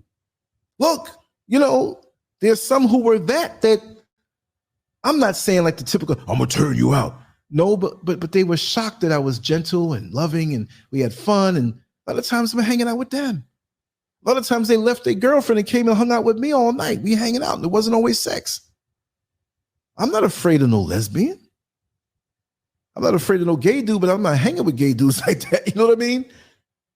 I like the female energy, no matter where it comes from, because it's always going to line up with me. No, I don't fear. There's no fear here. Well, don't forget, Tracy J, I know your age. I'll switch with you anytime. You're not old. Stormy weather, 90 babies. That's why you shouldn't be in the chat. Shut up. That comment was not needed. Oh, I just read it. She said it. Yes, I am. I promise to always be off the chain, Megan. I'll always be off the chain. From this point on, I'm just going to let it flow. I'm in the old man phase. I ain't got to worry about censoring anything. It's just YouTube. But everything I do, I'm going to just say it. If I'm a little bit too much over the top, say, listen, Lance, calm down a little bit. We want the old Lance. But I've always been this way. I just make sure, I don't want to insult anybody and everything. That's the way I've always been. But now it's like we know life. We know what goes on, right? Why do we have to be so anal about it? Just say it for what it is. Just say it for what it is. And be real about it. We know what biblically this means this and this means that. But what are you seeing? What are you seeing? You see what I mean? What is the reality? Like when I draw something I see, I'm looking at it, I'm drawing what I see. I'm not drawing what should be there. I'm transposing on the paper what I'm seeing. Now, if I'm going abstract, it's what I'm seeing in my mind, and I emphasize certain things that just can't be, or things that are proportion, things that can't happen. If I draw somebody flying, you know what I mean? That ain't happening. You jump off a roof and gravity takes over. You know what I mean? So that's where I'm coming from. That's right, Megan. I'm going to say it. I was just always a little leery of people misunderstanding me. I think after a while, you see me walking with Miss Scurv on our little walks and all this stuff. I'm a well-rounded person who is rooted. You know what I mean? The trunk never sways like the leaves in the air. So I've always focused on being the trunk, but I got leaves too that can sway and move around and be off the chain. Yeah, I want to get into that side of myself more and share it. You know what I mean? My mind thinks so fast, and I want to, my mind is a big playground. I want you all to come and enjoy it. Let's have fun. Like I said, the Lord gave me some extra gigabytes. Look at the size of that head. Remember Batman? Remember Egghead? I'm 2 inches from being Egghead on my head. For real. So I got all that extra gigabytes and memories in there, so I can't hold back. I got to share them. But listen, I'm going to get ready to skedaddle. And I got about 2 hours worth of work to do, and it's already after midnight, maybe 3 hours. I think it's going to be 3 hours because it kind of works slower at night. I have one monitor playing a video, another one I'm doing my work on, and another one that I refresh so that when I change some of the graphics, I can see. So I get lost. In this thing. And there's more time that I'm quiet than I am talking. So that's why when I say, when we do the shows, it's playtime because I get to talk and run my mouth. You know what I mean? And for those who have not downloaded the Lancescurv app, please do so. It's not bootleg. You can get it on Amazon, Google Play, in the App Store. Search Lancescurv and you can get it. I have it set up pretty nice now. When you see it, everything is there. It's vast. There's certain people on this platform you like. You can hit the button and see just their videos. See the artwork and the writing too, everything. And there's still more I have to put on there. Lancescurv.com is the site. Dig into the archives by date all the way back. And you can go back 22 years.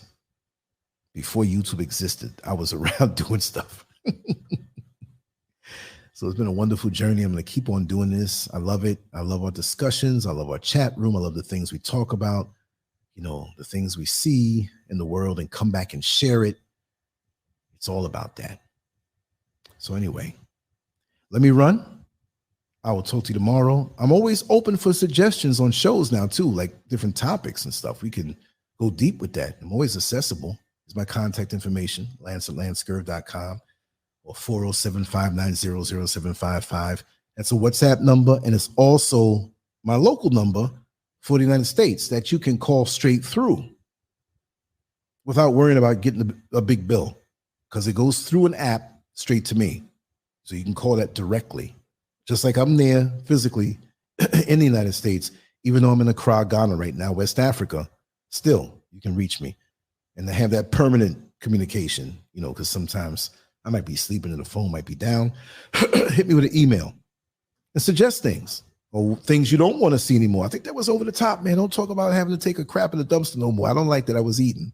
Whatever it may be, I'll work with you. I just want to make sure that everybody's happy with what we put out, and I do this daily on some form of fashion, And also, too, those who want to support the new Cash App is Lancescurv Live. I think I have that pinned up at the top, whatever. And here's the other thing. I don't beat people down. The times are hard, but some people say, well, I wanted to, but I didn't know how to. So I said, okay, I'll share it here.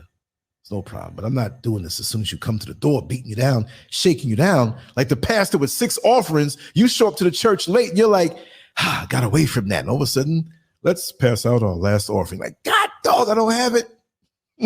You got me. Everybody's looking at you. They done gave it already and everything. So it's like, oh man. But anyway, let me get out of here, y'all. Much love to you all. Take care.